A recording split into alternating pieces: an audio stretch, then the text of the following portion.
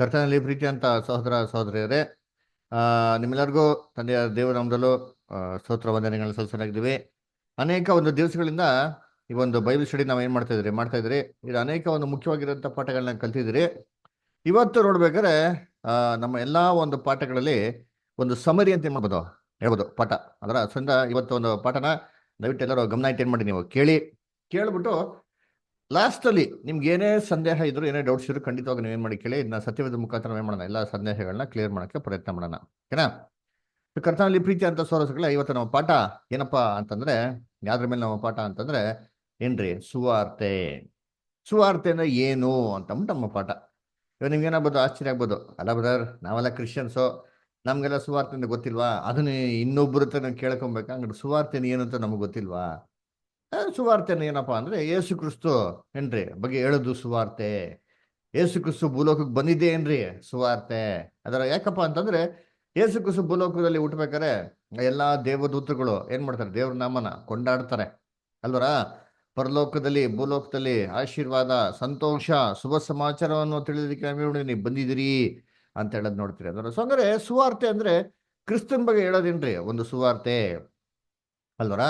So ಏನಪ್ಪಾ, ಆ ಕುರುಬರೊಳಗೆ ಕುರುಸು ಏನಂತೆ ಬಂದ ದೇವದೂತರು ಇರ್ತಾನೆ ಮಾತು ಹೇಳೋದು ನೋಡಿ. ನೋಡೋಣ, ಲೋಕ 2:10 ಓದಿಂತೀನಿ ಯಾರಾದ್ರೂ ದಯವಿಟ್ಟು.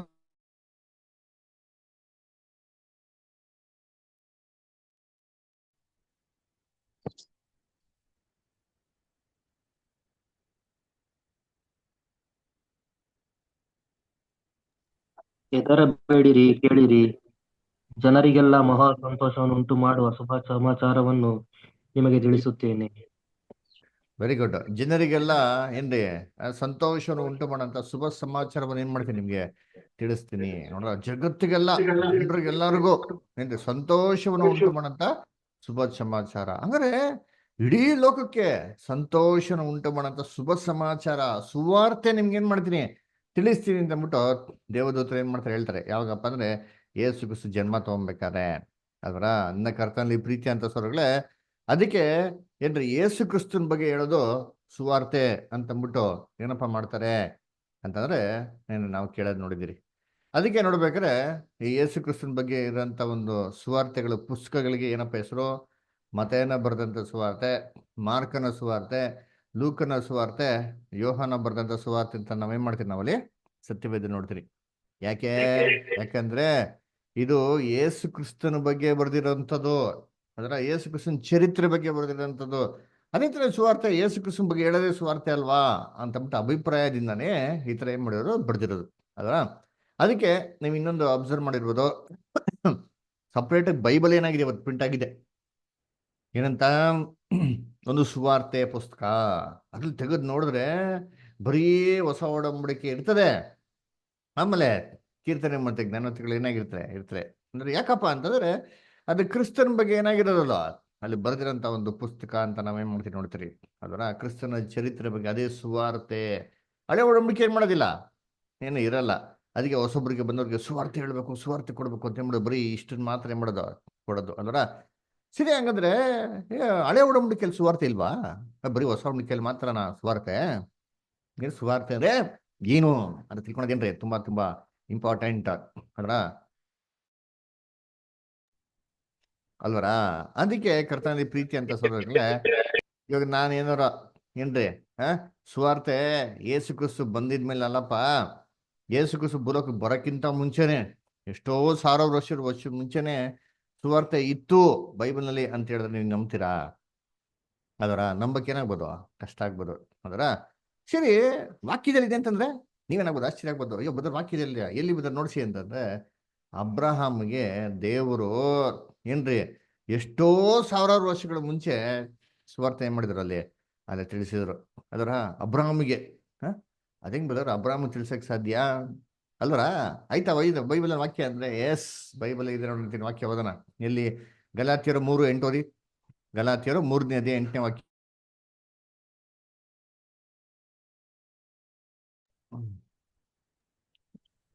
ಹೋದ್ರಿ. ದೇವರು ಅನ್ಯ ಜನರನ್ನು ನಂಬಿಕೆಯ ನಿಮಿತ್ತವಾಗಿಯೇ ನೀತಿವಂತರೆಂದು ನಿರ್ಣಯಿಸುವನೆಂಬುದಾಗಿ ಶಾಸ್ತ್ರವು ಮೊದಲೇ ಕಂಡು ಅಬ್ರಹಾಮನಿಗೆ ನಿನ್ನ ಮೂಲಕ ಎಲ್ಲಾ ಜನಾಂಗಗಳವರಿಗೆ ಆಶೀರ್ವಾದ ಉಂಟಾಗುವುದೆಂಬ ಆಶೀರ್ವಾದ ಉಂಟಾಗುವುದೆಂಬ ಶುಭ ವರ್ತಮಾನವನ್ನು ಮುಂಚಿತವಾಗಿಯೇ ತಿಳಿಸಿತು. ನೋಡ್ರ ಏನ್ರಿ, ಏನ್ ಹೇಳ್ತಾರೆ ಇಲ್ಲಿ?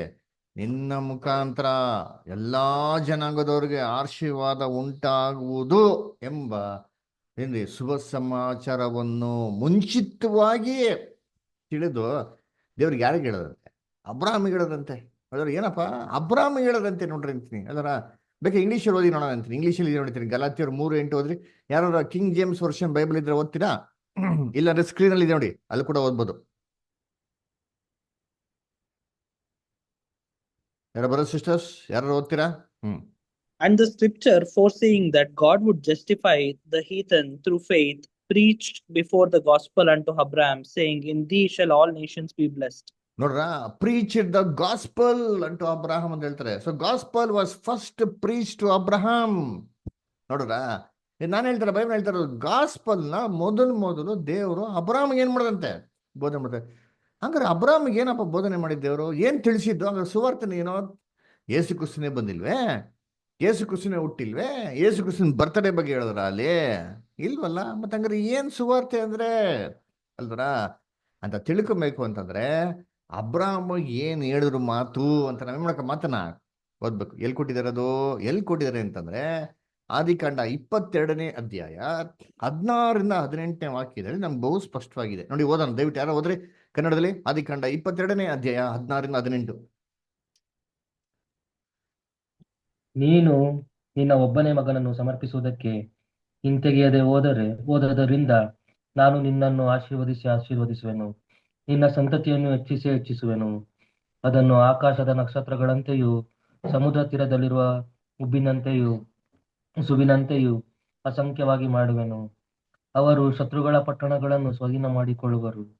ನೀನು ನನ್ನ ಮಾತನ್ನು ಕೇಳಿದ್ದರಿಂದ ಭೂಮಿಯ ಎಲ್ಲಾ ಜನಾಂಗಗಳಿಗೂ ನಿನ್ನ ಸಂತತಿಯ ಮೂಲಕ ಆಶೀರ್ವಾದ ಉಂಟಾಗುವುದು ಎಂಬುದಾಗಿ ಯೆಹೋವನು ತನ್ನಾಣೆ ಇಟ್ಟು ಹೇಳಿದ್ದಾನೆ ಅಂದನು. ನೋಡ್ರ, ಇಲ್ಲೇ ಕೊಟ್ಟ ನೋಡ್ರಿ ಅಂತೀನಿ. ಅದರ ಏನ್ರಿ, ನಿನ್ನ ಮುಖಾಂತರ ಎಲ್ಲಾ ಜನಾಂಗದವ್ರನ್ನ ಆಶೀರ್ವಾದ ಮಾಡ್ತೀನಿ ಅದನ್ನೇ ಹೇಳಿದ್ದಲ್ಲಿ ಅದರ ಗಲಾತ್ಯರಲ್ಲಿ.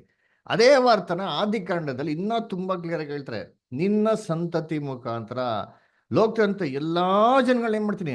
ಆಶೀರ್ವಾದ ಉಂಟು ಮಾಡೇ ಮಾಡ್ತೀನಿ. ಅದರ ನಿನ್ನ ಸಂತತಿಯನ್ನು ಆಕಾಶದ ನಕ್ಷತ್ರಗಳಂತೆಯೂ ಸಮುದ್ರ ತೀರದಲ್ಲಿ ಅಂತ ಉಸುಬಿನಂತೆ ಏನ್ ಮಾಡ್ತೀನಿ? ಅಸಂಖ್ಯವಾಗಿ ಏನ್ ಮಾಡ್ತೀನಿ ಅಂತ ಹೇಳಿದ್ರೆ, ಇದು ಸುವಾರ್ತೆನ ದೇವರು ಅಬ್ರಹಾಮಿಗೆ ಮುಂಚಿತವಾಗಿ ತಿಳಿಸಿರು ಅಂತ ಹೇಳ್ತಾರೆ. ಏನದು? ಏನ್ ತಿಳಿಸಿರು? ನಿನ್ನ ಸಂತತಿ ಮುಖಾಂತರ ಎಲ್ಲಾ ಜನಾಂಗದನ್ನ ಏನ್ ಮಾಡ್ತೀನಿ? ಆಶೀರ್ವಾದ ಉಂಟು ಮಾಡೇ ಮಾಡ್ತೀನಿ ಅಂತಂದ್ರು ಅಲ್ವರ. ಇವನ್ನೆಲ್ಲ ಯಾರು ಯೇಸು ಕ್ರಿಸ್ತನ ಅಂಗೀಕಾರ ಮಾಡ್ತಾರ ಅವ್ರು ಮಾತ್ರ ರಕ್ಷಿಸ್ತೀನಿ, ಮಿಗ್ದವ್ರನ್ನೆಲ್ಲ ನಾಶ ಮಾಡಕ್ ಬಿಡ್ತೀನಿ ಅಂತಂದ್ರ ಇಲ್ಲ ರೀ. ವಾಕ್ಯನ ಅಬ್ಸರ್ವ್ ಮಾಡಿ ಅಂತೀನಿ, ಆತರ ಹೇಳಲಿಲ್ಲ. ಏನ್ರಿ, ದೇವರು ತನ್ನ ಮೇಲೆ ಆಣೆ ಇಟ್ಕೊಂಡು ಏನ್ ಹೇಳ್ತಾರೆ ಅಂದ್ರೆ, ನಿನ್ನ ಒಂದು ಸಂತತಿ ಮುಖಾಂತರ ಎಲ್ಲಾದ ಆಶೀರ್ವಾದ ಏನ್ ಮಾಡ್ತೀನಿ? ಮಾಡೇ ಮಾಡ್ತೀನಿ ಅಂದ್ರ ಇದನ್ನ ದೇವರು ಏನ್ ಮಾಡಪ್ಪ ಅಂತಂದ್ರೆ ತನ್ನ ಮೇಲೆ ಆಣೆ ಇಟ್ಕೊಂಡ್ ಬೇಡ ಏನ್ ಮಾಡ್ರಂತೆ ಹೇಳಿದ್ರಂತೆ ಅಲ್ವರ. ನೀವು ಯೋಚನೆ ಮಾಡಿ, ದೇವ್ರ ಆಣೆ ಇಟ್ಕೊಂಡ್ಬಿಟ್ಟು ಸುಳ್ಳು ಹೇಳ್ತಾರ ಅಲ್ವರ? ನಮ್ ದೇವ್ರಿಗೆ ಸುಳ್ಳು ಹೇಳಕ್ ಸಾಧ್ಯನಾ? ದೇವ್ರ ಸುಳ್ಳು ಹೇಳ್ಬೋದಾ? ಹೇಳ್ರಿ. ಇಲ್ಲ, ದೇವ್ರ ಸುಳ್ಳು ಹೇಳಕ್ಕೆ ಸಾಧ್ಯನೇ ಇಲ್ಲ ಅಲ್ವರ. ಮತ್ತೆ ಇವತ್ತು ಲೋಕದಲ್ಲಿ ನೋಡ್ಬೇಕಾದ್ರೆ ಎಲ್ಲರಿಗೂ ಆಶೀರ್ವಾದ ಇಲ್ವಲ್ಲಪ್ಪ. ಇವತ್ತು ಸ್ವಲ್ಪ ಜನಕ್ಕೆ ಮಾತ್ರ ಆಶೀರ್ವಾದ ಇದೆ. ಎಷ್ಟೋ ಜನ ಸತ್ತೋಗಿದ್ದಾರೆ, ಎಲ್ಲ ಸ್ಮಶಾನಕ್ಕೆ ಸೇರ್ಕೊಂಡಿದ್ದಾರೆ. ಅಬ್ರಾಹಂ ಕಾಲದಲ್ಲೇ ಎಲ್ಲರಿಗೂ ಆಶೀರ್ವಾದ ಇರ್ಲಿಲ್ಲ. ಸೋದೋಮನ ಗೊಬ್ಬರ ನಾಶ ಆಗೋಯ್ತು. ಅಬ್ರಾಹ್ಮನಲ್ಲೇ 318 ಜನ ಸೇವಕರು ಇದ್ರು. ಇವತ್ತು ಕೂಡ ದಿನ ಯುದ್ಧದಲ್ಲಿ ಗಲಾಟೆ, ಜಗಳ, ಕಾಯಿಲೆ ಅಲ್ಲರ. ಮೊನ್ನೆ ಕೂಡ ಮಾಡ್ತಾರೆ ಕಾಶ್ಮೀರಲ್ಲಿ ಎಷ್ಟು ಜನ ಅಮಾಯಕರನ್ನ ಸಾಯಿಸಾಕ್ಬಿಟ್ರು ನೋಡ್ರ. ಎಂತೆಂಥ ಕಾಯಿಲೆಗಳು ಬರ್ತಾ ಇದೆ. ದಿನಾ ಜನಗಳು ಏನ್ ಮಾಡ್ತಾರೆ? ಪ್ರತಿನಿತ್ಯ ಸಾಯ್ತಾನೆ ಇದ್ದಾರೆ. ಮತ್ತೆ ತನ್ನ ಮೇಲೆ ನಾಣೆ ಇಟ್ಕೊಂಡು ಪ್ರತಿಯೊಬ್ಬ ಜನಗಳನ್ನ ಆಶೀರ್ವಾದ ಮಾಡ್ತೀನಿ ಅಂತ ಹೇಳಿದ್ರಲ್ಲ, ಇನ್ನೂವರೆಗೂ ನೆರವೇರ್ಲಿಲ್ವಲ್ಲ. ಹಂಗಾದ್ರೆ ದೇವ್ರು ಸುಳ್ಳು ಹೇಳ್ಬಿಟ್ರಾ ಅಂತಂದ್ರೆ ಇಲ್ಲ ರೀ. ದೇವ್ರ ಕೈಲಿ 2 ಕೆಲಸ ಮಾಡಕ್ಕಾಗಲ್ಲ. ಯಾವ್ದು 2 ಕೆಲಸ ಮಾಡಕ್ಕಾಗಲ್ಲ ಹೇಳಿ? ದೇವ್ರ ಕೈಲಿ ಅಸಾಧ್ಯವಾದದ್ದು 2 ಕೆಲಸ ಇದೆ. ಯಾರಿಗ ಗೊತ್ತಿದ್ಯಾ? ದೇವ್ರ ಕೈಲಿ ಎಲ್ಲವೂ ಸಾಧ್ಯ ಅಂತ ನಾವು ಎಷ್ಟೋ ಸತಿ ಕೇಳಿರ್ತೀರಿ ಅಲ್ವರ. ಅದನ್ನ ಕೇಳದ್ ಬಿಡ್ರಿ ಅಂತೀನಿ. ದೇವ್ರ ಕೈಲಿ ಸಾಧ್ಯವಿಲ್ದಿರೋದು 2 ಕೆಲಸ ಅಂತ ಐತೆ. ಯಾವ್ದು? ದೇವ್ರ ಕೈಲಿ ಆಗ್ದಿರೋಂಥ ಕೆಲಸಗಳು ಯಾವ್ದು? ಯಾರಿಗ ಗೊತ್ತಿದ್ಯಾ? ಯಾವ್ದು ಗೊತ್ತಾ? ಹೇಳ್ರಿ ಲಕ್ಷ್ಮೀ ಇಷ್ಟರ್ ಹೇಳಿ. ಯಾವ್ದು ಆಗಲ್ಲ ದೇವ್ರ ಕೈಲಿ? ಸುಳ್ಳು ಹೇಳದಿರ ಇರೋದು ಬ್ರದರ್. ನೋಡೋಣ, ದೇವ್ರ ಸುಳ್ಳು ಹೇಳಕ್ಕಾಯ್ತದ? ಸುಳ್ಳು ಆಡಲ್ಲ ರೀ ಅವರು. ಅದರ ಆಮೇಲೆ ಮಾಡಿದಂತ ಒಡಂಬಡಿಕೆನ ಭಂಗಪಡಿಸೋದಿಲ್ಲ. ವಾಕ್ಯ ಇದೆ ನೋಡ್ರಿ, ಓದೋಣ. ಎಲ್ಲಿ? ಕೀರ್ತನೆ 89ನೇ ಅಧ್ಯಾಯ 34-35. Psalms 89, 34 and 35. ನನ್ನ ಒಡಂಬಡಿಕೆಯನ್ನು ನಾನು ಮುರಿಯೇನು, ಇಲ್ಲವೇ ನನ್ನ ತುಟಿಗಳಿಂದ ಹೊರಟದ್ದನ್ನು ಬದಲಾಯಿಸೇನು. ಒಂದು ಸಾರಿ ನನ್ನ ಪರಿಶುದ್ಧಾತ್ಮದಿಂದ ಆಣೆ ಇಟ್ಟು ಹೇಳಿದ್ದೇನೆ, ದಾವೀದನಿಗೆ ಸುಳ್ಳಾಡೇನು. ನೋಡ್ರ, ಸುಳ್ಳಾಡೇನು, ಅದರ ನನ್ನ ಒಡಂಬಡಿಕೆಯನ್ನು ಮುರಿಯೇನು. ಅದರ ದೇವ್ರು ಮಾಡಂತ ಒಡಂಬಡಿಕೆನ ಮುರಿಯೋಕೆ ಸಾಧ್ಯನೇ ಇಲ್ಲ, ಸುಳ್ಳಾಡೋದಕ್ಕೆ ಸಾಧ್ಯನೇ ಇಲ್ಲ ರೀ. ಅದರ ಇವೆರಡು ಕೆಲಸಗಳು ದೇವ್ರ ಕೈಲಿ ಮಾಡಕ್ಕೆ ಆಗದೇ ಇಲ್ಲ. ಸರಿ, ಮತ್ತೆ ಎಷ್ಟೋ ಜನಗಳು ಇವತ್ತು ನಾಶ ಆಗ್ತಾ ಇದ್ದಾರೆ. ಅದರ ಎಲ್ಲ ಸಮಾಧಿಗೆ ಸೇರ್ತಾ ಇದ್ದಾರೆ, ಒಂದಲ್ಲ ಒಂದು ರೀತಿಯಲ್ಲಿ ಬರೀ ಸಾಯ್ತಾನೆ ಇದ್ದಾರೆ. ಮತ್ತೆ ಇವ್ರಿಗೆಲ್ಲ ರಕ್ಷಣೆ ಯಾವಾಗ? ಹಾಗ ದೇವ್ರು ಏನ್ ಮಾಡಿರ್ಬೇಕು? ಒಂದು ಪ್ಲಾನ್ ಮಾಡಿರ್ಬೇಕು ಅಲ್ರ. ಏನ್ ಹೇಳ್ತಾರೆ? ತನ್ನ ಮೇಲೆ ಆಣೆ ಇಟ್ಕೊಂಡು ದೇವ್ರು ಮಾಡೇ ಮಾಡ್ತೀನಿ ಅಂತ ಹೇಳ್ತಾರೆ. ಆದ್ರೆ ನಮ್ ಕಣ್ ಮುಂದೆ ಏನಾಗ್ತಿಲ್ಲ, ಯಾವ್ದು ನೆರವೇರೋದ್ ನಾವು ನೋಡ್ತಾ ಇಲ್ಲ. ಹಂಗಿರ್ಬೇಕಾದ್ರೆ ಏನಪ್ಪಾ ಅರ್ಥ ಅಂತಂದ್ರೆ, ಇದ್ರಲ್ಲಿ ದೇವ್ರದ್ದು ಏನೋ ಒಂದು ಪ್ಲಾನ್ ಏನಾಗಿರ್ಬೇಕು ಇರ್ಬೇಕು ಅಂತ ಅರ್ಥ. ಹಂಗಾರೆ ಏನ್ ಪ್ಲಾನ್ ಅದು? ಆ ಪ್ಲಾನ್ ನ ತಿಳ್ಕೊಳೋದು ಇವತ್ತು ತುಂಬಾ ತುಂಬಾ ಇಂಪಾರ್ಟೆಂಟ್. ಅದರ ಅದನ್ನ ತಿಳ್ಕೊಂಡ್ರೆ ನಮ್ ನಿಜವಾದ ಸುವಾರ್ತನ ಏನಪ್ಪಾ ಅರ್ಥ ಅಂತ ನಮ್ಗೆ ಕ್ಲೀನಾಗಿ ಗೊತ್ತಾಗ್ತಾರೆ. ಅದರ ಏನದು ಪ್ಲಾನ್ ಓದೋ ನೋಡಿದ್ದೀನಿ. 1 Timothy 2nd chapter 3-6 ಓದ್ತೀರಾ? 1 Timothy 2nd chapter 3-6. ಹಾಗೆ ಮಾಡುವುದು ನಮ್ಮ ರಕ್ಷಕನಾದ ದೇವರ ಸನ್ನಿಧಿಯಲ್ಲಿ ಮೆಚ್ಚುಗೆಯಾಗಿಯೂ ಯೋಗ್ಯವಾಗಿಯೂ ಅದೇ. ಎಲ್ಲಾ ಮನುಷ್ಯರು ರಕ್ಷಣೆಯನ್ನು ಹೊಂದಿ ಸತ್ಯದ ಜ್ಞಾನಕ್ಕೆ ಸೇರಬೇಕೆಂಬುದು ಆತನ ಚಿತ್ತವಾಗಿದೆ. ಯಾಕೆಂದರೆ ದೇವರು ಒಬ್ಬನೇ, ದೇವರಿಗೂ ಮನುಷ್ಯರಿಗೂ ಮಧ್ಯಸ್ಥನು ಒಬ್ಬನೇ, ಆತನು ಮನುಷ್ಯನಾಗಿರುವ ಕ್ರಿಸ್ತ ಯೇಸುವೆ. ಆತನು ಎಲ್ಲರ ವಿಮೋಚಕನಾರ್ಥವಾಗಿ ತನ್ನನ್ನು ಒಪ್ಪಿಸಿ ಬಿಟ್ಟನು. ಅದೇ ತಕ್ಕ ಸಮಯಗಳಲ್ಲಿ ಹೇಳಬೇಕಾದ ಸಾಕ್ಷಿಯು. ನೋಡ್ರ, ಏನ್ ನೋಡ್ತೀರಿ ಅಲ್ಲಿ? ಯಾಕೆಂದರೆ ಎಲ್ಲಾ ಮನುಷ್ಯರು ರಕ್ಷಣೆ ಅನ್ನೋದು ಸತ್ಯಕ್ಕೆ ನನಗೆ ಬರೋದು ಆತನ ಚಿತ್ತವಾಗಿದೆ. ನೋಡ್ರ, ನಾವೇ ನೋಡಿದ್ರಿ ಅಬ್ರಾಮ್ಗೆ ಏನ್ ಹೇಳಿದ್ರು? ನಿನ್ನ ಸದ್ಧತೆ ಮುಖಾಂತರ ಎಲ್ಲಾರನ್ನೂ ಆಶೀರ್ವಾದ ಮಾಡೇ ಮಾಡ್ತೀನಿ ಅಂತ ಹೇಳಿದ್ರಲ್ಲ ಮಾತು. ಅದೇ ಮಾತಿಗೆ ಅನುಸಾರವಾಗಿ ಕರೆಕ್ಟಾಗಿ ಏನ್ ಹೇಳ್ತಾರೆ ನೋಡ್ರಿ ಅಂತೀನಿ. ದೇವ್ರ ಚಿತ್ತ ಏನಪ್ಪಾ ಅಂದ್ರೆ ಎಲ್ಲಾ ಮನುಷ್ಯರು ರಕ್ಷಣೆ ಬಂದ್ಬಿಟ್ಟು ಸತ್ಯಕ್ಕೆ ನನಗೆ ಬರ್ಬೇಕು ಅಂತೆ ಅಲ್ರ. ಸೊ ಈ ಒಂದು ಕಾರಣಕ್ಕಾಗಿ, ಈ ಒಂದು ಮಾತಿನ ನೆರವೇರಿಕೆಗಾಗಿ ಯೇಸು ಕ್ರಿಸ್ತು ಏನಪ್ಪಾ ಮಾಡೋದ್ರೆ ತನ್ನಂತಾನೇ ವಿಮೋಚನಾರ್ಥಕವಾಗಿ ಒಪ್ಪಿಸ್ಕೊಟ್ರು ಅಂತ ನೋಡಿದ್ವಿ. ಇದನ್ನ ಮೊದಲನೇ ಕ್ಲಾಸಲ್ಲಿ ಓದಿದ್ರಿ. Jesus gave himself a ransom for all. ಅದರ ಫಾರ್ ದಿಸ್ ಪರ್ಪಸ್ ಓನ್ಲಿ. ಅದರ which purpose? So that all may come to the knowledge of truth, that all may be saved and come to the knowledge of truth. ಈ ಒಂದು ಮಾತಿನ ನೆರವೇರಿಕೆಗಾಗಿ ಅದರ. ಹಾಗಾದ್ರೆ ನೋಡ್ರಿ, ಇವತ್ತು ಈ ವಾಕ್ಯದಲ್ಲಿ ಓದ್ದಾನ ಏನ್ ಹೇಳ್ತಾರೆ? ಎಲ್ಲಾ ಮನುಷ್ಯರು ರಕ್ಷಣೆ ಹೊಂದಿ ಸತ್ಯಕ್ಕೆ ನನಗೆ ಬರ್ಬೇಕು ಅಂತ ಯಾರು ಚಿತ್ತ ಅಂತೆ? ದೇವ್ ಚಿತ್ತ ಅಂತೆ ಅಲ್ವರ. ಆದ್ರೆ ಇವತ್ತು ಲೋಕದಲ್ಲಿ ಹಂಗಿದ್ಯಾ? ಲೋಕದಲ್ಲಿ ನಾವು ಸುವಾರ್ತೆ ಹೇಳ್ಬೇಕಾರೆ, ಯಾರೋ ಒಬ್ರಿಗೆ ಹೇಳ್ಬೇಕಾರೆ ಏನ್ ಹೇಳ್ತೀರಿ? ಅನ್ನ ಜನಾಂಗದವ್ರಿಗೆ, ಅಯ್ಯೋ ಬ್ರದರ್, ಅಯ್ಯೋ ಸಿಸ್ಟರ್, ಸತ್ಯ ಅಂತ ತಿಳ್ಕೊಳ್ಳಿ, ಸತ್ಯ ನಿಮ್ಗೆ ಏನ್ ಮಾಡ್ತಾರೆ?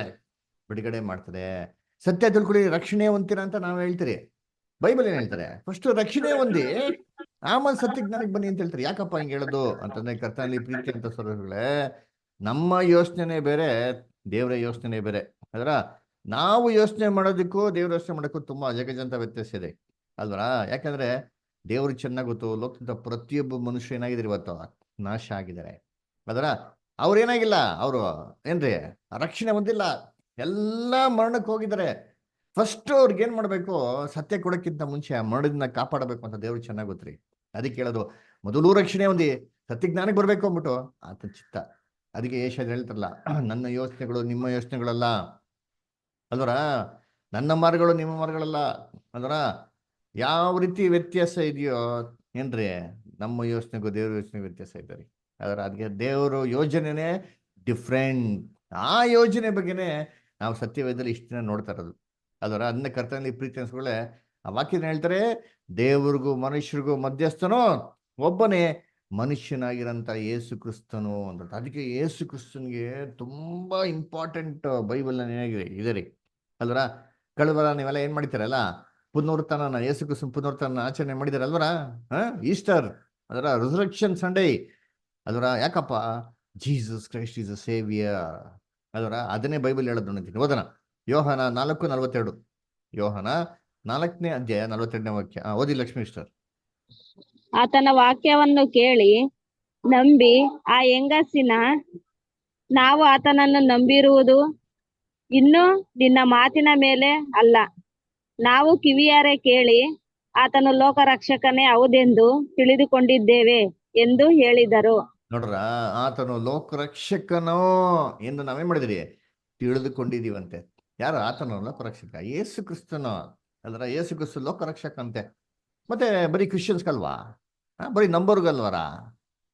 ಅದು ಬೈಬಲ್ ಹೇಳಲ್ಲ ರೀ, ಅದೆಲ್ಲ ನಾವು ಕೇಳಿದ್ರಿ. ಜಗತ್ತಲ್ಲಿ ಏನ್ ಹೇಳಿದ? ಸತ್ಯವೇದ ಲೋಕರಕ್ಷಕ ಅಲ್ರ, ಇಡೀ ಲೋಕಕ್ಕೇನ್ರಿ ರಕ್ಷಕ. ಬರೀ ಕ್ರೈಸ್ತವ್ರಿಗೆ ಮಾತ್ರ ಅಲ್ಲ, ಹಿಂದೂಸ್, ಮುಸ್ಲಿಮ್ಸ್, ಅದರ ಬುದ್ಧಿಸ್ಟ್, ಜೈನ್ಸ್, ಏಥಿಸ್ಟ್, ಅದರ ಇಸ್ಲಾಂ ಧರ್ಮದವರು, ಎಲ್ಲಾ ಧರ್ಮ, ನೀವು ಯಾವ ಧರ್ಮ ತೊಗೊಳ್ರಿ, ಯಹೂದ್ಯ ಧರ್ಮ, ಇವ್ರು ಎಲ್ಲಾರ್ಗು ರಕ್ಷಕ ಯಾರಪ್ಪ ಅಂದ್ರೆ ನಮ್ಮ ರಕ್ಷಕನಾಗಿರಂತ ಯೇಸು ಕ್ರಿಸ್ತನು.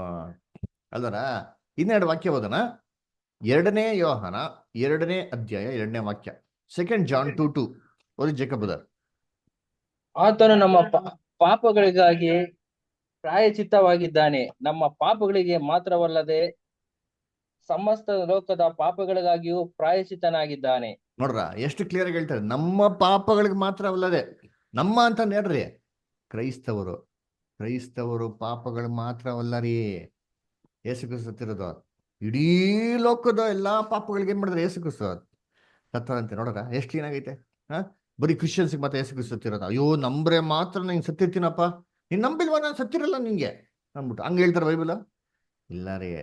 ಅದರ ನಮಗೆ ಮಾತ್ರ ಅಲ್ಲ, ನಮಗೂ ಮತ್ತೆ ಇಡೀ ಲೋಕ ಜನಗಳಿಗೆ ಅಂತ ಎಷ್ಟು ಕ್ಲಿಯರ್ ಆಗಿ ಹೇಳ್ತಾನೆ ವಾಕ್ಯ. ಇನ್ನೊಂದು ವಾಕ್ಯ ಓದೋ ನೋಡಿರ್ತೀನಿ. 1 ತಿಮೋಥಿ 4ನೇ ಅಧ್ಯಾಯ 10ನೇ ವಾಕ್ಯ. ಆದುದರಿಂದ ಇದಕ್ಕಾಗಿ ನಾವು ಕಷ್ಟಪಡುವವರು, ನಿಂದೆಯನ್ನು ಅನುಭವಿಸುವವರು ಆಗಿದ್ದೇವೆ. ಯಾಕೆಂದರೆ ಎಲ್ಲಾ ಮನುಷ್ಯರಿಗೆ, ವಿಶೇಷವಾಗಿ ನಂಬುವವರಿಗೆ ರಕ್ಷಕನಾಗಿರುವ ಜೀವವುಳ್ಳ ದೇವರನ್ನು ನಾವು ನಂಬಿದ್ದೇವೆ. ನೋಡ್ರ, ಏನ್ರಿ, ಎಲ್ಲಾರ್ಗು ರಕ್ಷಕ, ವಿಶೇಷವಾಗಿ ನಂಬೋರ್ಗು ರಕ್ಷಕ ಅಂತ. ನೋಡ್ರ ಅಲ್ವರ, ನೋಡಿ ಇದ್ರಲ್ಲಿ ಎಷ್ಟು ಕ್ಲಿಯರ್ ಆಗಿ ಗೊತ್ತಾಗ್ತಾರೆ ಅಂದ್ರೆ ಯೇಸು ಕ್ರಿಸ್ತು ಎಲ್ಲಾರ್ಗು ರಕ್ಷಕರಿ, ಅದ್ರಲ್ಲಿ ಎಕ್ಸೆಪ್ಷನ್ಸೇ ಇಲ್ಲ, ಏನು ಡೌಟೇ ಇಲ್ಲ. ಆದ್ರೆ ಸ್ಪೆಷಲ್ ಆಗಿ ಯೇಸು ಕ್ರಿಸ್ತು ಯಾರಿಗ ರಕ್ಷಕ? ನಂಬೋರ್ಗೆ. ಅಂದ್ರೆ ಇವಾಗ ನಂಬುದ್ರೆ ಸ್ಪೆಷಲ್ ಆಗಿ ಏನಿದೆ, ಒಂದು ರಕ್ಷಣೆ ಇದೆ ರೀ. ನಮ್ದೇ ಇರೋ ಕೂಡ ಏನಾಗಿದೆ, ರಕ್ಷಣೆ ಇದೆ ಅಂತಾನೆ ಅರ್ಥ. ಹಂಗಾರೆ ಏನ್ ಗೊತ್ತಾಗ್ತಾರೆ ಇದರಲ್ಲಿ ಅಂತಂದ್ರೆ, ಯೇಸು ಕ್ರಿಸ್ತು ಇಡೀ ಲೋಕಕ್ಕೆ ರಕ್ಷಕ 2 ವಿಧವಾದಂತ ರೀತಿಲಿ. ಇವಾಗ ನಂಬೋರ್ಗೆ ಸ್ಪೆಷಲ್ ಆಗಿರೋಂಥದ್ದು ಏನ್ರಿ ಒಂದು ರಕ್ಷಣೆ. ನೋಡಿ ಇಲ್ಲಿ ಕ್ಲೀನ್ ಅಬ್ಸರ್ವ್ ಮಾಡಿ ಎಲ್ಲರೂ ಸ್ಕ್ರೀನ್ ಅಲ್ಲರ. ಅದು ಏನ್ ರಕ್ಷಣೆ? ಪರಲೋಕದ ರಕ್ಷಣೆ. ಅದ್ರ ಯಾರು ಯೇಸು ಕ್ರಿಸ್ತು ನಂಬ್ತಾರೋ, ಯೇಸು ಕ್ರಿಸ್ತನ ಹೆಜ್ಜೆಗಳಲ್ಲಿ ನಡೀತಾರೋ. ನಾವು ಪಾಠ ಕೇಳಿದ್ರಲ್ಲ ಸಭೆ ಅಂತ, ಕಳೆದವರೆಲ್ಲ ಒಂದು 4-5 ವಾರದಲ್ಲಿ ಪಾಠ ಕೇಳಿದ್ರಲ್ಲ ಸಭೆ ಅಂತ. ಸಭೆ ಅಂತ ಏನ್ ನೋಡಿದ್ರಿ? ಯಾರು ಸಭೆ ಅಂದ್ರೆ ಬರೀ ಯೇಸು ಕ್ರಿಸ್ತನ ನಂಬರ್ ಸಭೆನಾ ಅಂದ್ರೆ ಇಲ್ಲ. 1,44,000. ಎಸ್, ಅದರ ಯೇಸು ಕ್ರಿಸ್ತನ ಹೆಜ್ಜೆಜಡಿಯಲ್ಲಿ ನಡೆಯೋರು, ಯೇಸು ಕ್ರಿಸ್ತನ ನಂಬಿಕೆ ಇಡೋರು ಮಾತ್ರ ಅಲ್ಲ, ಅದು ಕ್ರಿಯೆ ರೂಪದಲ್ಲಿ ವಿಶ್ವಾಸ ತಕ್ಕಂತೆ ಕ್ರಿಯೆ ರೂಪದಲ್ಲಿ ತರೋರು, ಯೇಸು ಕ್ರಿಸ್ತನ ಹೆಜ್ಜೆಜಡಿಯಲ್ಲಿ ನಡೆಯುವಂತವ್ರು, ಫಾಲೋವರ್ಸ್ ಆಫ್ ಕ್ರೈಸ್ಟ್, ಅವರೇ ಸಭೆ ಅಂತ ನೋಡಿದ್ರಿ. 1,44,000 ಅವರೇ ಪರಲೋಕ ರಕ್ಷಣೆಗೆ ಹೋಗೋರು. ಸರಿ, ಹಂಗಾರೆ ಬರೀ ಇಷ್ಟೇ ಜನ ರಕ್ಷಣೆ ಹೋದ್ರ, ಮಿಕ್ಕವ್ರಿಗೆಲ್ಲ ಏನು ರಕ್ಷಣೆ ಇಲ್ವಾ ಅಂತಂದ್ರೆ ಅದನ್ನು ಕೂಡ ಸತ್ಯವೇದ ನೋಡಿದಿರಿ. ಅದಕ್ಕೇನಪ್ಪ ಹೇಳ್ತಾರೆ? ಭೂಲೋಕದ ರಕ್ಷಣೆ ಅಂತ ನೋಡಿದ್ರಿ. ಕರೆಕ್ಟಾ? ಪರಲೋಕ ರಕ್ಷಣೆ ಇದೆ, ಏನೇನು ರಕ್ಷಣೆ ಇದೆ? ಭೂಲೋಕದ ರಕ್ಷಣೆ ಇದೆ. 2 ತರ ರಕ್ಷಣೆ ಏನಾಗಿದೆ? ಯೇಸು ಕ್ರಿಸ್ತನ ಮುಖಾಂತರ ಇದೆ. ಇದು ಚೆನ್ನಾಗಿ ದಯವಿಟ್ಟು ಜ್ಞಾಪನ ಇಟ್ಕೊಳ್ರಿ. ಅಲ್ವರ, ಯೇಸು ಕ್ರಿಸ್ತನ ಮುಖಾಂತರ ಪರಲೋಕ ರಕ್ಷಣೆ ಇದೆ, ಭೂಲೋಕ ರಕ್ಷಣೆ ಇದೆ. ಚೆನ್ನಾಗಿ ಜ್ಞಾಪನ ಇದೆ. ಅಬ್ರಾಮ್ಗೆ ಏನಂತಂದ್ರು? ನೀನ್ ಸಂತತಿ ಏನ್ ಮಾಡ್ತೀನಿ? ಆಕಾಶ ನಕ್ಷತ್ರ ಮಾಡ್ತೀನಿ, ಸಮುದ್ರ ಅಂತಂದ್ರು. ಯಾಕೆ 2 ಹೇಳಿದ್ರು? ಇವಾಗ ಯೋಚನೆ ಮಾಡಿ, ನಕ್ಷತ್ರನೂ ಎಣ್ಸಕ್ಕಾಗಲ್ಲ, ಸಮುದ್ರ ತೀರದ ಮರಳು ಕೂಡ ಎಣ್ಸಕ್ಕಾಗಲ್ಲ. ಯಾವ್ದೋ ಒಂದು ಹೇಳ್ಬೋದಾಗಿತ್ತಲ್ವಾ? ಯಾಕೆ 2 ಹೇಳಿದ್ರು? ಯಾಕೆಂದ್ರೆ ಅಸಂಖ್ಯ ರೀ. ಅಂದ್ರೆ ಏನು? ಎಲ್ಲಾರ್ದು ನಾನು ಆಶೀರ್ವಾದ ಮಾಡೇ ಮಾಡ್ತೀನಿ ಅಂತ ಅರ್ಥ. ಅದ್ರ ಎಷ್ಟೇ ಜನಸಂಖ್ಯೆ ಬರ್ಲಿ, ಏನೇ ಆಗ್ಲಿ, ನಾನು ರಕ್ಷಣೆ ಕೊಡ್ತೀರ ಬಿಡೋದಿಲ್ಲ. ಅದು 2 ತರ ಕೊಡ್ತೀನಿ. ಒಂದು ಪರಲೋಕ ರಕ್ಷಣೆ ಕೊಡ್ತೀನಿ, ಇನ್ನೊಂದು ಭೂಲೋಕ ರಕ್ಷಣೆ ಕೊಡ್ತೀನಿ ಅಂದ್ಬಿಟ್ಟು 2 ಹೇಳಿದ್ದು. ಅದು ಏನೋ ದೇವ್ರು ಸುಮ್ಮನೆ ಹಂಗೆ ಹೇಳೋರ? ತನ್ನ ಮೇಲೆ ಹಣ ಇಟ್ಕೊಂಡು ಹೇಳೋರು ನೋಡ್ರಿ ಇದ್ರಿ. ದೇವ್ರು ಮಾತು ಸುಳ್ಳಾಗೋದಕ್ಕೆ ಸಾಧ್ಯನಾ? ಇಲ್ಲ ರೀ. ಅದರ ಅವ್ರ ಮಾತು ನೆರವೇರಿಲ್ಲ ಅಂತಂದ್ರೆ ನಮ್ಮ ಒಂದು ಅರ್ಥ ಮಾಡ್ಕೊಳೋದಲ್ಲಿ ಏನೋ ಒಂದು ಏನಾಗಿರ್ಬೇಕು, ಪ್ರಾಬ್ಲಮ್ ಇರ್ಬೇಕು ಅಷ್ಟೇ ಹೊರತು ಸತ್ಯವೇದಲ್ಲಿ ಏನು ಅಂದ್ರೆ ಕೊರತಾನೆ ಇಲ್ಲ ರೀ. ಅದರ ಕರ್ತನಲ್ಲಿ ಪ್ರೀತಿ ಅಂತ ಸೊರಗಳೇ, ಹಾಗಾದ್ರೆ 2 ರಕ್ಷಣೆ ಇರಬೇಕು ಅಂದ್ರೆ ಏನಪ್ಪ ಮೀನಿಂಗ್ ಅಂದ್ರೆ, ಎಲ್ಲ ಸತ್ತೋಗ್ಬಿಟ್ಟಾರಲ್ಲ, ಅದರ ಎಲ್ಲಾ ಸತ್ತೋಗಿರೋರಿಗೆ ರಕ್ಷಣೆ ಕೊಡಕ್ಕೆ 2 ತರ ಪ್ಲಾನ್ ಏನಾಗಿರ್ಬೇಕಿರ್ಬೇಕು. ಯಾಕೆ? ಪರಲೋಕ ರಕ್ಷಣೆ ಒಂದಿದೆ, ಭೂಲೋಕ ರಕ್ಷಣೆ ಒಂದಿದೆ ನೋಡಲ್ಲ. ಅಂದ್ರೆ ಪರಲೋಕ ರಕ್ಷಣೆಗೆನೆ ಒಂಥರ ಏನಾಗಿರ್ಬೇಕು, ಪುನರ್ತನ ಇರ್ಬೇಕು. ಯಾಕೆ? ಸತ್ತವರೆಲ್ಲ ಎದ್ ಬರ್ತಾರೆ ಅಂದ್ರೆ ಪುನರ್ತನ ಬೇಕಲ್ವಾ? ಅಂದ್ರೆ ಸತ್ತವರೆಲ್ಲ ಜೀವಂತವಾಗಿ ಎದ್ ಬರಕ್ಕೆ ಪರಲೋಕ ರಕ್ಷಣೆಗೆನೆ ಒಂಥರ ಪುನರ್ತನ ಇರಬೇಕು. ಭೂಲೋಕ ರಕ್ಷಣೆಗೆ ಏನಾಗಿರ್ಬೇಕು, ಒಂಥರ ಪುನರ್ತನ ಇರಬೇಕು ಅಲ್ಲರ. ಹಂಗಾರೆ ಪುನರ್ತನ ಬಗ್ಗೆ ಬೈಬಲ್ ಕೊಟ್ಟಿದ್ಯಾ ಅಂದ್ರೆ ಎಸ್. ಇಡೀ ಕ್ರೈಸ್ತ ಧರ್ಮ ನಂಬಿಕೆ ಇಟ್ಟಿರೋದು, ವಿಶ್ವಾಸ ಇಟ್ಟಿರೋದೇ ಪುನರುತ್ಥಾನದ ಮೇಲೆ ಅಲ್ವರ. ಪುನರುತ್ಥಾನ ಬಗ್ಗೆ ಓದ ನೋಡಿದ್ವಿ, 2 ಪುನರುತ್ಥಾನಗಳು. 1 ಕೊರಿಂಥ 15ನೇ ಅಧ್ಯಾಯ 21ರಿಂದ 23.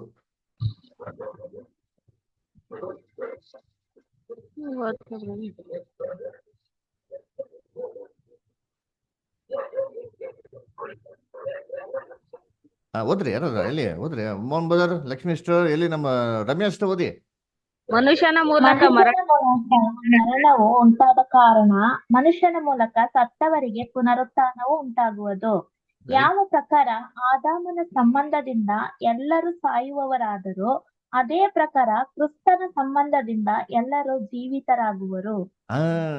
ನೋಡ್ರ, ಏನ್ ನೋಡಿ ಎಷ್ಟು ಕ್ಲೀನಾಗಿ ಹೇಳ್ತಾರೆ ಅಲ್ವರ. ನೋಡ್ರಿ, ಮನುಷ್ಯನ ಮುಖಾಂತರ ಮರಣ ಉಂಟಾದ ಕಾರಣ ಮನುಷ್ಯನ ಮುಖಾಂತರ ಪುನರುತ್ಥಾನ ಉಂಟಾಯಿತು ಅದರ. ನೆಕ್ಸ್ಟ್ ವಾಕ್ಯದಲ್ಲಿ ಹೇಳ್ತಾರೆ ಅದು ಯಾರ ಬಗ್ಗೆ, ಯಾರಿಂದ ಆಯ್ತು ಅಂತ ಹೇಳ್ತಾರೆ. ಆದಾಮಿಂದ ಲೋಕದಲ್ಲಿ ಎಲ್ಲರ ಮೇಲೂ ಮರಣ ಬಂತು. ಅದೇ ತರ 2ನೇ ಆದಾಮ್ ಆಗಿದೆ ಅಂತ ಯೇಸು ಕ್ರಿಸ್ತನ ಮುಖಾಂತರ ಎಲ್ಲರೂ ಏನಾಗ್ತಾರೆ, ಸತ್ತವರೆಲ್ಲ ಜೀವಿತರಾಗ್ತಾರೆ.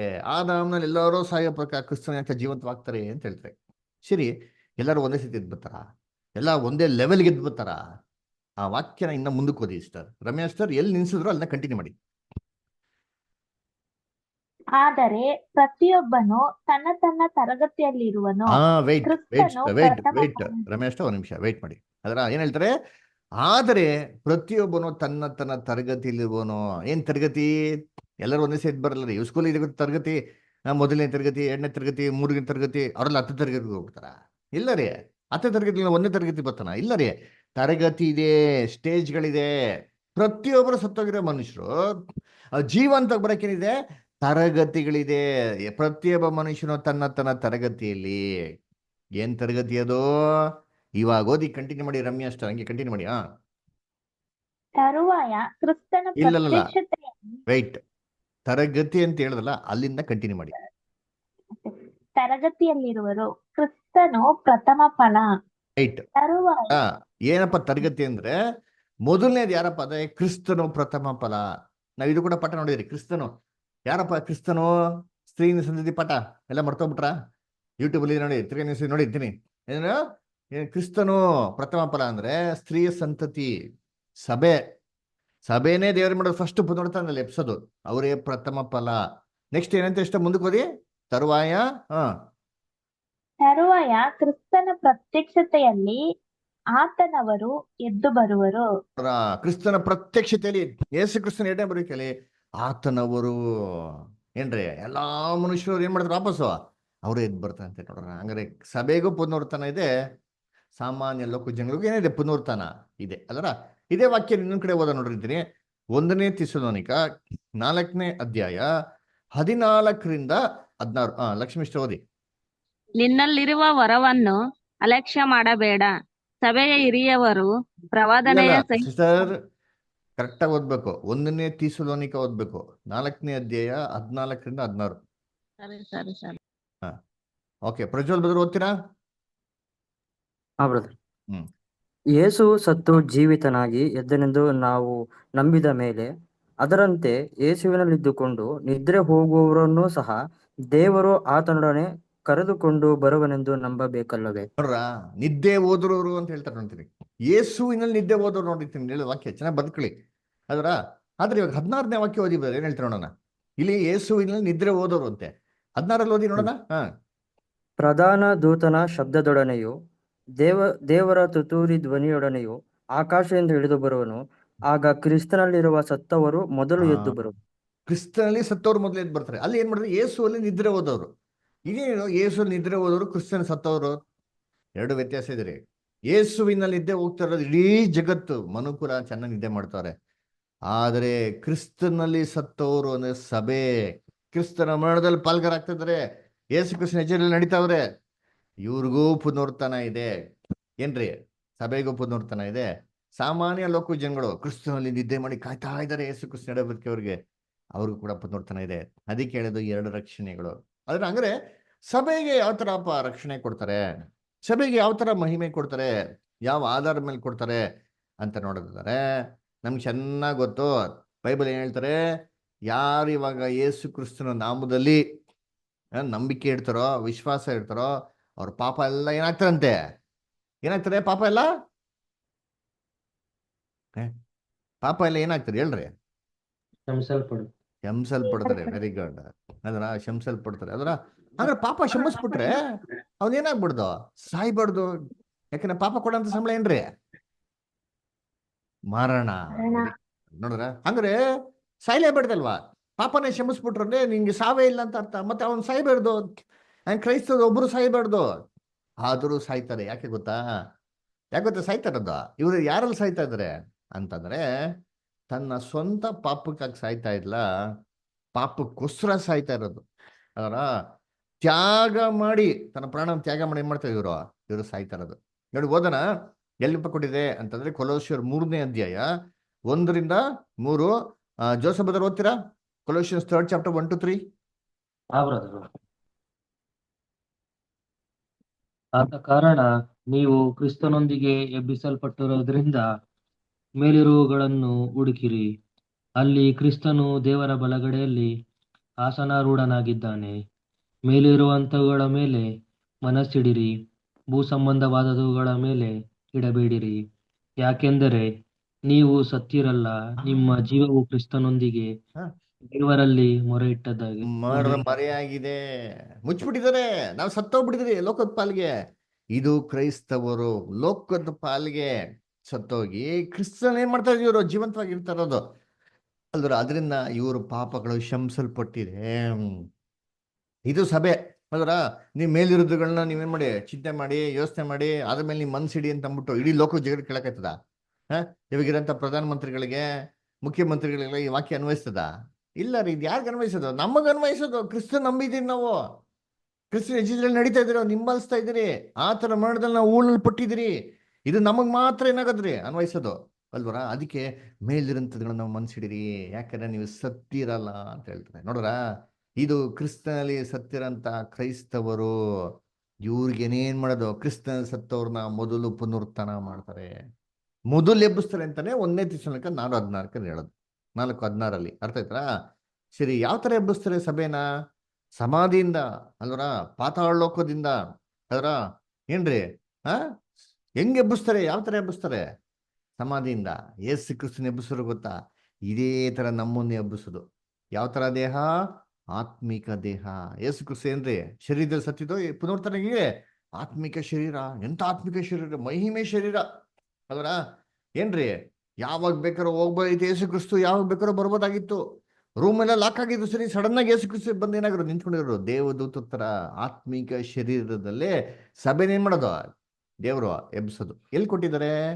ಓದೋದು ನೋಡಿ. 1ನೇ ಕೊರಿಂಥ 15ನೇ ಅಧ್ಯಾಯ 40ನೇ ವಾಕ್ಯ. ಎಲ್ಲಿ ನಮ್ಮ Simon brother, Simeon brother line ಇದ್ದೀರಾ? ಓದ್ತೀರಾ? 1ನೇ ಕೊರಿಂಥ 15:50.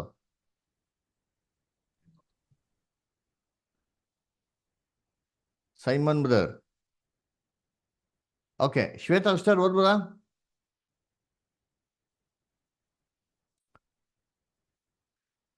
Shweta sister. Okay, Jacob brother ಓದ್ತೀರಾ? 1 Corinthians 15:40.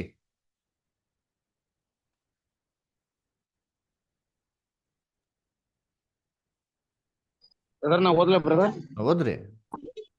ಸಹೋದರೇ, ನಾನು ಹೇಳೋದೇನೆಂದ್ರೆ, ರಕ್ತ ಮಾಂಸವು ದೇವರ ರಾಜ್ಯಕ್ಕೆ ಬಾಧ್ಯವಾಗಲಾರದು, ಲಯವಾಗುವ ವಸ್ತು ನಿರ್ಲಯ ಪದವಿಗೆ ಬಾಧ್ಯವಾಗುವುದಿಲ್ಲ. ನೋಡ್ರ, 40 ಓದಿ ಬ್ರದರ್. 40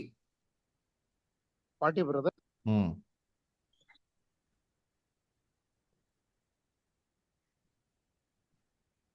ಇದಲ್ಲದೆ ಪರಲೋಕದ ದೇಹಗಳುಂಟು, ಭೂಲೋಕದ ದೇಹಗಳುಂಟು. ಆದರೆ ಪರಲೋಕದ ದೇಹಗಳು ಮಹಿಮೆ ಬೇರೆ, ಭೂಲೋಕದ ದೇಹಗಳ ಮಹಿಮೆ ಬೇರೆ. ನೋಡ್ರ, ಪರಲೋಕ ದೇಹ ಉಂಟು, ಭೂಲೋಕ ದೇಹ ಉಂಟು. ಇದ್ರ ಮಹಿಮೆನೇ ಬೇರೆ, ಅದ್ರ ಮಹಿಮೆನೇ ಬೇರೆ. ಎರಡು ಒಂದಲ್ಲ ರೀ, ಎರಡಿಗೂ ವ್ಯತ್ಯಾಸ ಐತಂತೆ. ನೋಡಿದ್ರ ಎಷ್ಟು ಕ್ಲೀನಾಗಿ ಐತೆ ವಾಕ್ಯದಲ್ಲಿ. ಅದು ನಂಗೆ ಏನಿದೆ? ಪರಲೋಕ ರಕ್ಷಣೆ ಇದೆ, ಭೂಲೋಕ ರಕ್ಷಣೆ ಇದೆ, ಎರಡು ಬೇರೆ ಬೇರೆ. ಅದರಲ್ಲಿ 44 ಓದಿಬೋದ? 44. ಪ್ರಾಕೃತ ದೇಹವಾಗಿ ಬಿತ್ತಲ್ಪಡುತ್ತದೆ, ಆತ್ಮಿಕ ದೇಹವಾಗಿ ಎದ್ದು ಬರುವುದು. ಪ್ರಾಕೃತಿಕ ದೇಹವಿರುವುದಾದರೆ ಆತ್ಮಿಕ ದೇಹವೂ ಇರುವುದು. ನೋಡ್ರ ಏನ್ರಿ, ಪ್ರಾಕೃತಿಕವಾದಂತ ದೇಹದಲ್ಲಿ ನಾವು ಬಿತ್ತಲ್ಪಡೋದು. ನಮ್ಗೆಲ್ಲ ಮಣ್ಣು ಊಟ್ಬೇಕಾರೆ ಹೆಂಗ್ ಊತ್ಬಿಡ್ತಾರೆ, ಅದೇ ಮಾಂಸದ ಊತ್ಬಿಡ್ತಾರೆ. ಅದೇ ಪುನರುತ್ಥಾನ ಆಗೋದು ಆತ್ಮಿಕ ಶರೀರ ರೀ. ಆತ್ಮಿಕ ಶರೀರ ಏನ್ರಿ, ಈ ತರ ಮಾಂಸ ದೇಹ ಎಲ್ಲ ಇರಲ್ಲ ರೀ, ಕಣ್ಣಿಗೆ ಕಾಣಿಸಲ್ಲ, ಅದ್ಭುತವಂತ ದೇಹ. ಎಷ್ಟು ಒಂದು ಮಹಿಮೆಯ ದೇಹ ಅಂತಂದ್ರೆ, ಯೇಸು ಕ್ರಿಸ್ತು ಪುನರುತ್ಥಾನ ಆದ್ರೂ ಗೊತ್ತಾ ಏನ್ರಿ, ಮಹಿಮೇಲೆ ಸೇರ್ಕೊಂಡ್ರು ಗೊತ್ತಾ. ಆ ಮಹಿಮೇಲಿರಂತ ಕ್ರಿಸ್ತನನ್ನ, ಪುನರುತ್ಥಾನ ಆಗಿರಂತ ಕ್ರಿಸ್ತನ್ನ ಯಾರು ನೋಡಿದ್ದು? ಅಪೋಸ್ಟಲ್ ಪೌಲ್ ನೋಡ್ಬಿಟ್ಟು ಅವ್ರ ಕಣ್ಣು ಏನಾಗ್ಬಿಡ್ತಂತೆ ಏನ್ರಿ, ಕುರುಡಾಗೋಯ್ತು. ಅಷ್ಟೊಂದು ಮಹಿಮೆ, ಮಧ್ಯಾಹ್ನ ಸೂರ್ಯನ್ಕಿಂತ ಪ್ರಕಾಶವಾಗಿದ್ದವ್ರು ಯಾರಂದ್ರೆ ಕ್ರಿಸ್ತಂತೆ. ಇದೇ ತರ ದೇಹನ ಸಭೆಗೆ ದೇವರು ವಾಗ್ದಾನ ಮಾಡಿರೋದು. ನೋಡಿ ಓದೋಣ, 1 ಯೋಹನ 3:2, 1 John 3:2 ಓದ್ರಿ ಬ್ರದರ್ಸ್ ಸಿಸ್ಟರ್ಸ್. ಪ್ರಿಯರೇ, ಈಗ ದೇವರ ಮಕ್ಕಳಾಗಿದ್ದೇವೆ, ಮುಂದೆ ನಾವು ಏನಾಗುವೆವೋ ಅದು ಇನ್ನೂ ಪ್ರತ್ಯಕ್ಷವಾಗಲಿಲ್ಲ. ಕಂಟಿನ್ಯೂ. ಕ್ರಿಸ್ತನು ಪ್ರತ್ಯಕ್ಷನಾಗುವಾಗ ನಾವು ಆತನ ಆಗಿರುವೆವೆಂದು ಬಲ್ಲೆವು. ನೋಡ್ರ, ಇನ್ ಮುಂದಕ್ಕೆ ಏನಾಗ್ತದೆ ನಮ್ಗೆ ಗೊತ್ತಿಲ್ಲ ರೀ. ಆದ್ರೆ ಒಂದು ವಿಚಾರ ಗೊತ್ತು, ಯೇಸು ಕ್ರಿಸ್ತನ ಪ್ರತ್ಯಕ್ಷನ ಆಗ್ಬೇಕಾರೆ ಆ ಥರನೇ ನಾವೇನಾಗ್ತೀರಿ, ಮಾರ್ಪಾಡಾಗ್ತೀರಿ, ಆ ಥರನೇ ಇರ್ತೀರಿ ಅಂತ ಬಲ್ಲೆವು ಅಂತ ಹೇಳ್ತಾರೆ. ಯಾವ ಥರ? ಅಪೋಸ್ಟಲ್ ಪೌಲ್ ಕ್ರಿಸ್ತನ ಬಿಟ್ಟು ಕಣ್ಣೇನಾಯ್ತು, ಕೂಡಾಗ್ಬಿಡ್ತು, ಮಹಿಮೆ ಶರೀರ. ಈ ಮಹಿಮೆ ಶರೀರನ ಸಭೆ ಕೊಡೋದು, ಇದು ಈ ಲೋಕ ಜನಗಳು ಕೊಡಕಾಯ್ತದ? ನೀವು ವ್ಯವಸ್ಥೆ ಮಾಡ್ರಿ, ಇಡೀ ಲೋಕ ಜನಗಳು ಸತ್ತವ್ರಿಗೆ ಎಲ್ಲರೂ ಕೊಡಕಾಯ್ತದ? ಇಲ್ಲ ರೀ. ಯೇಸು ಕ್ರಿಸ್ತನ ನಿಜದಲ್ಲಿ ನಡೆಯುವಂಥ ಸಭೆಗೆ ಮಾತ್ರ ಮಹಿಮೆ ಶರೀರ ಕೊಡಕ್ಕೆ ಸಾಧ್ಯ. ಈ ಸಭೆ ಮಾತ್ರ ಕ್ರಿಸ್ತನೊಂದಿಗೆ ಪರಲೋಕ ರಕ್ಷಣೆಯಲ್ಲಿ ಬಂದು 1000 ವರ್ಷ ಆತನೊಂದಿಗೆ ಆಳ್ವಿಕೆ ಮಾಡ್ತಾರಂತೆ. ಎಲ್ಲಿ ಕೊಟ್ಟಾರೆ? ಪ್ರಕಟಣೆ 20ನೇ ಅಧ್ಯಾಯ 6ನೇ ವಾಕ್ಯ ಓದ್ರಿ. ಪ್ರಕಟಣೆ 20ರಲ್ಲಿ ಯಾರು?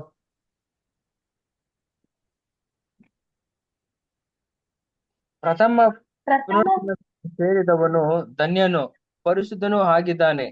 ಇಂಥವರ ಮೇಲೆ ಎರಡನೆಯ ಮರಣಕ್ಕೆ ಅಧಿಕಾರವಿಲ್ಲ, ಏಕೆಂದರೆ ಅವರು ದೇವರಿಗೂ ಕ್ರಿಸ್ತನಿಗೂ ಯಾಜಕರಾಗಿ ಕ್ರಿಸ್ತನೊಂದಿಗೆ 1000 ವರ್ಷ ಆಳುವರು. ನೋಡ್ರ, ಎಷ್ಟು ಕ್ಲಿಯರ್ ಆಗಿ ನೋಡಿರ್ತೀನಿ ಅಲ್ವರ?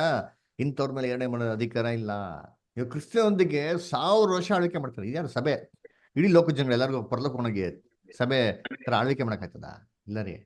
ಇದು ನಂಬಿಕಸ್ಥರಾಗಿರೋ ಸಭೆಗೆ ಮಾತ್ರ. ಅದಕ್ಕೆ ಪರಲೋಕ ರಕ್ಷಣೆ ಅಂತ ಹೇಳೋದು. ಇವ್ರು ಯಾರ ಮೇಲೆ ಆಳ್ವಿಕೆ ಮಾಡ್ತಾರೆ? ಅದೇ ಭೂಲೋಕ ರಕ್ಷಣೆ ಜನಗಳು ಇರ್ಬೇಕು ತಾನೆ. ಆ ಇರೋದ್ ಜನಗಳ ಮೇಲೆನೆ ಇವ್ರು ಆಳ್ವಿಕೆ ಮಾಡೋದು. ಅದಕ್ಕೆ ಸತ್ತವ್ರು ಎಲ್ಲಾರ್ಗು ಪುನರುತ್ಥಾನ ಆಗ್ತಾರೆ ಗೊತ್ತಾ? ಆವಾಗ ಭೂಲೋಕದಲ್ಲಿ ಇರೋಂಥ ಎಲ್ಲಾ ಮನುಷ್ಯರು ಯಾರೆಲ್ಲ ಇವಾಗ ರಕ್ಷಣೆ ಹೊಂದಿಲ್ವೋ, ಯಾರೆಲ್ಲ ಇವಾಗ ಯೇಸು ಕ್ರಿಸ್ತನ ಅಂಗೀಕಾರ ಮಾಡಿಲ್ವೋ, ಆ ಜನಗಳನ್ನೆಲ್ಲಾರು ಏನ್ ಮಾಡ್ತಾರೆ, ವಾಪಸ್ಸು ಭೂಲೋಕದಲ್ಲಿ ಸತ್ತವ್ರನ್ನೆಲ್ಲ ಏನ್ ಮಾಡ್ತಾರೆ, ಎಬ್ಬಿಸ್ತಾರೆ. ಜೀವಂತವಾಗಿ ಏನ್ ಮಾಡ್ತಾರೆ, ವಾಪಸ್ಸು ಇದೇ ಭೂಮಿಗೆ ಏನ್ ಮಾಡ್ತಾರೆ, ಕರ್ಕೊಂಡ್ಬಿಡ್ತಾರೆ.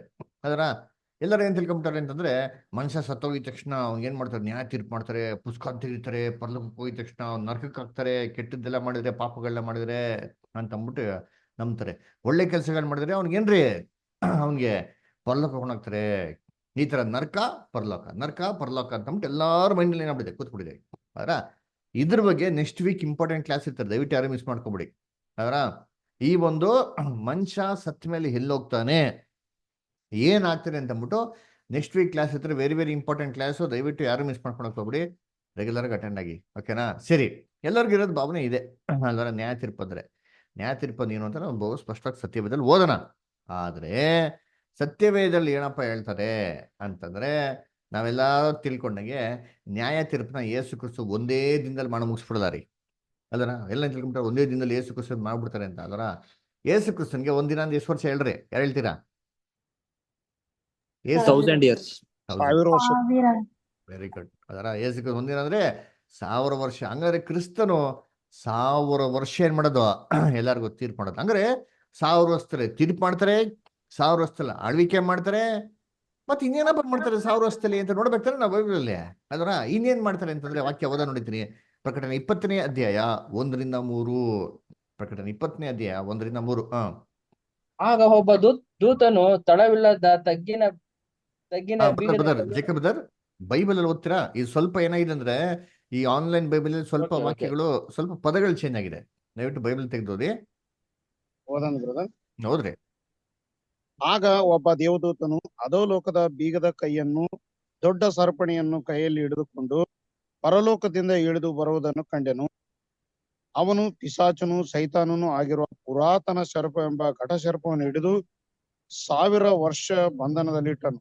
ಆ 1000 ವರ್ಷ ತೀರುವ ತನಕ ಸೈತಾನನು ಇನ್ನು ಜನಗಳನ್ನು ಮರಳುಗೊಳಿಸದ ಹಾಗೆ ದೇವದೂತನು ಅವನನ್ನು ಅಧೋಲೋಕದಲ್ಲಿ ದೊಬ್ಬಿ ಬಾಗಿಲು ಮುಚ್ಚಿ ಅದಕ್ಕೆ ಮುದ್ರೆ ಹಾಕಿದನು. ಆ 1000 ವರ್ಷಗಳಾದ ಮೇಲೆ ಅವನಿಗೆ ಆಗ್ಬಿಡಿ. ಸ್ವಲ್ಪ ಕಾಲ ನೋಡ್ರಿ ಬಿಡುಗಡೆ ಆಗಿದೆ. ಎಷ್ಟು ಕ್ಲೀನ್ ಆಗಿ ಹೇಳ್ತಾರೆ. ಇನ್ನೂ ಜನಗಳನ್ನ ಮಳುಗೊಳಿಸದ ಹಾಗೆ ಏನ್ ಮಾಡಂತೆ ಚೇತನನ್ನ ಅದೋ ಲೋಕಕ್ಕೆ ದಬ್ಬಿ ಬಾಗಿಲು ಮುಚ್ಚಿ ಮುದ್ರೆ ಹಾಕಿದ್ರು ಅಂತ ಹೇಳ್ತಾರೆ. ಇನ್ನೂ ಜನಗಳನ್ನೇನ್ರಿ ಮಳುಗೊಳಿಸ್ಬೋದು. ಹಂಗಾರೆ ಇವತ್ತು ಜನಗಳನ್ನ ಏನ್ ಮಾಡ್ಬೇಕು? ಮಳುಗೊಳಿಸೋದಿಕ್ಕೆ ಯಾರು ಬಿಟ್ಟವ್ರೆ? ದೇವರೇ ಬಿಟ್ಟರು ಅಂತ ತಾನೇ ಅರ್ಥ. ಅವಾಗ ಏನ್ ಮಾಡ್ತಾರಂತೆ ದೇವ್ರು? ಈ ತರ ಮಳುಗೊಳಿಸ್ಬಾರ್ದು ಅಂತ ಅಂದ್ಬಿಟ್ಟೆ 1000 ವರ್ಷದಲ್ಲಿ ಕಟ್ಟಾಕ್ತಾರೆ. ಆ 1000 ವರ್ಷ ಯಾರು ಆಳ್ವಿಕೆ ಮಾಡೋದು? ಕ್ರಿಸ್ತನ ಆಳ್ವಿಕೆ ಮಾಡೋದು.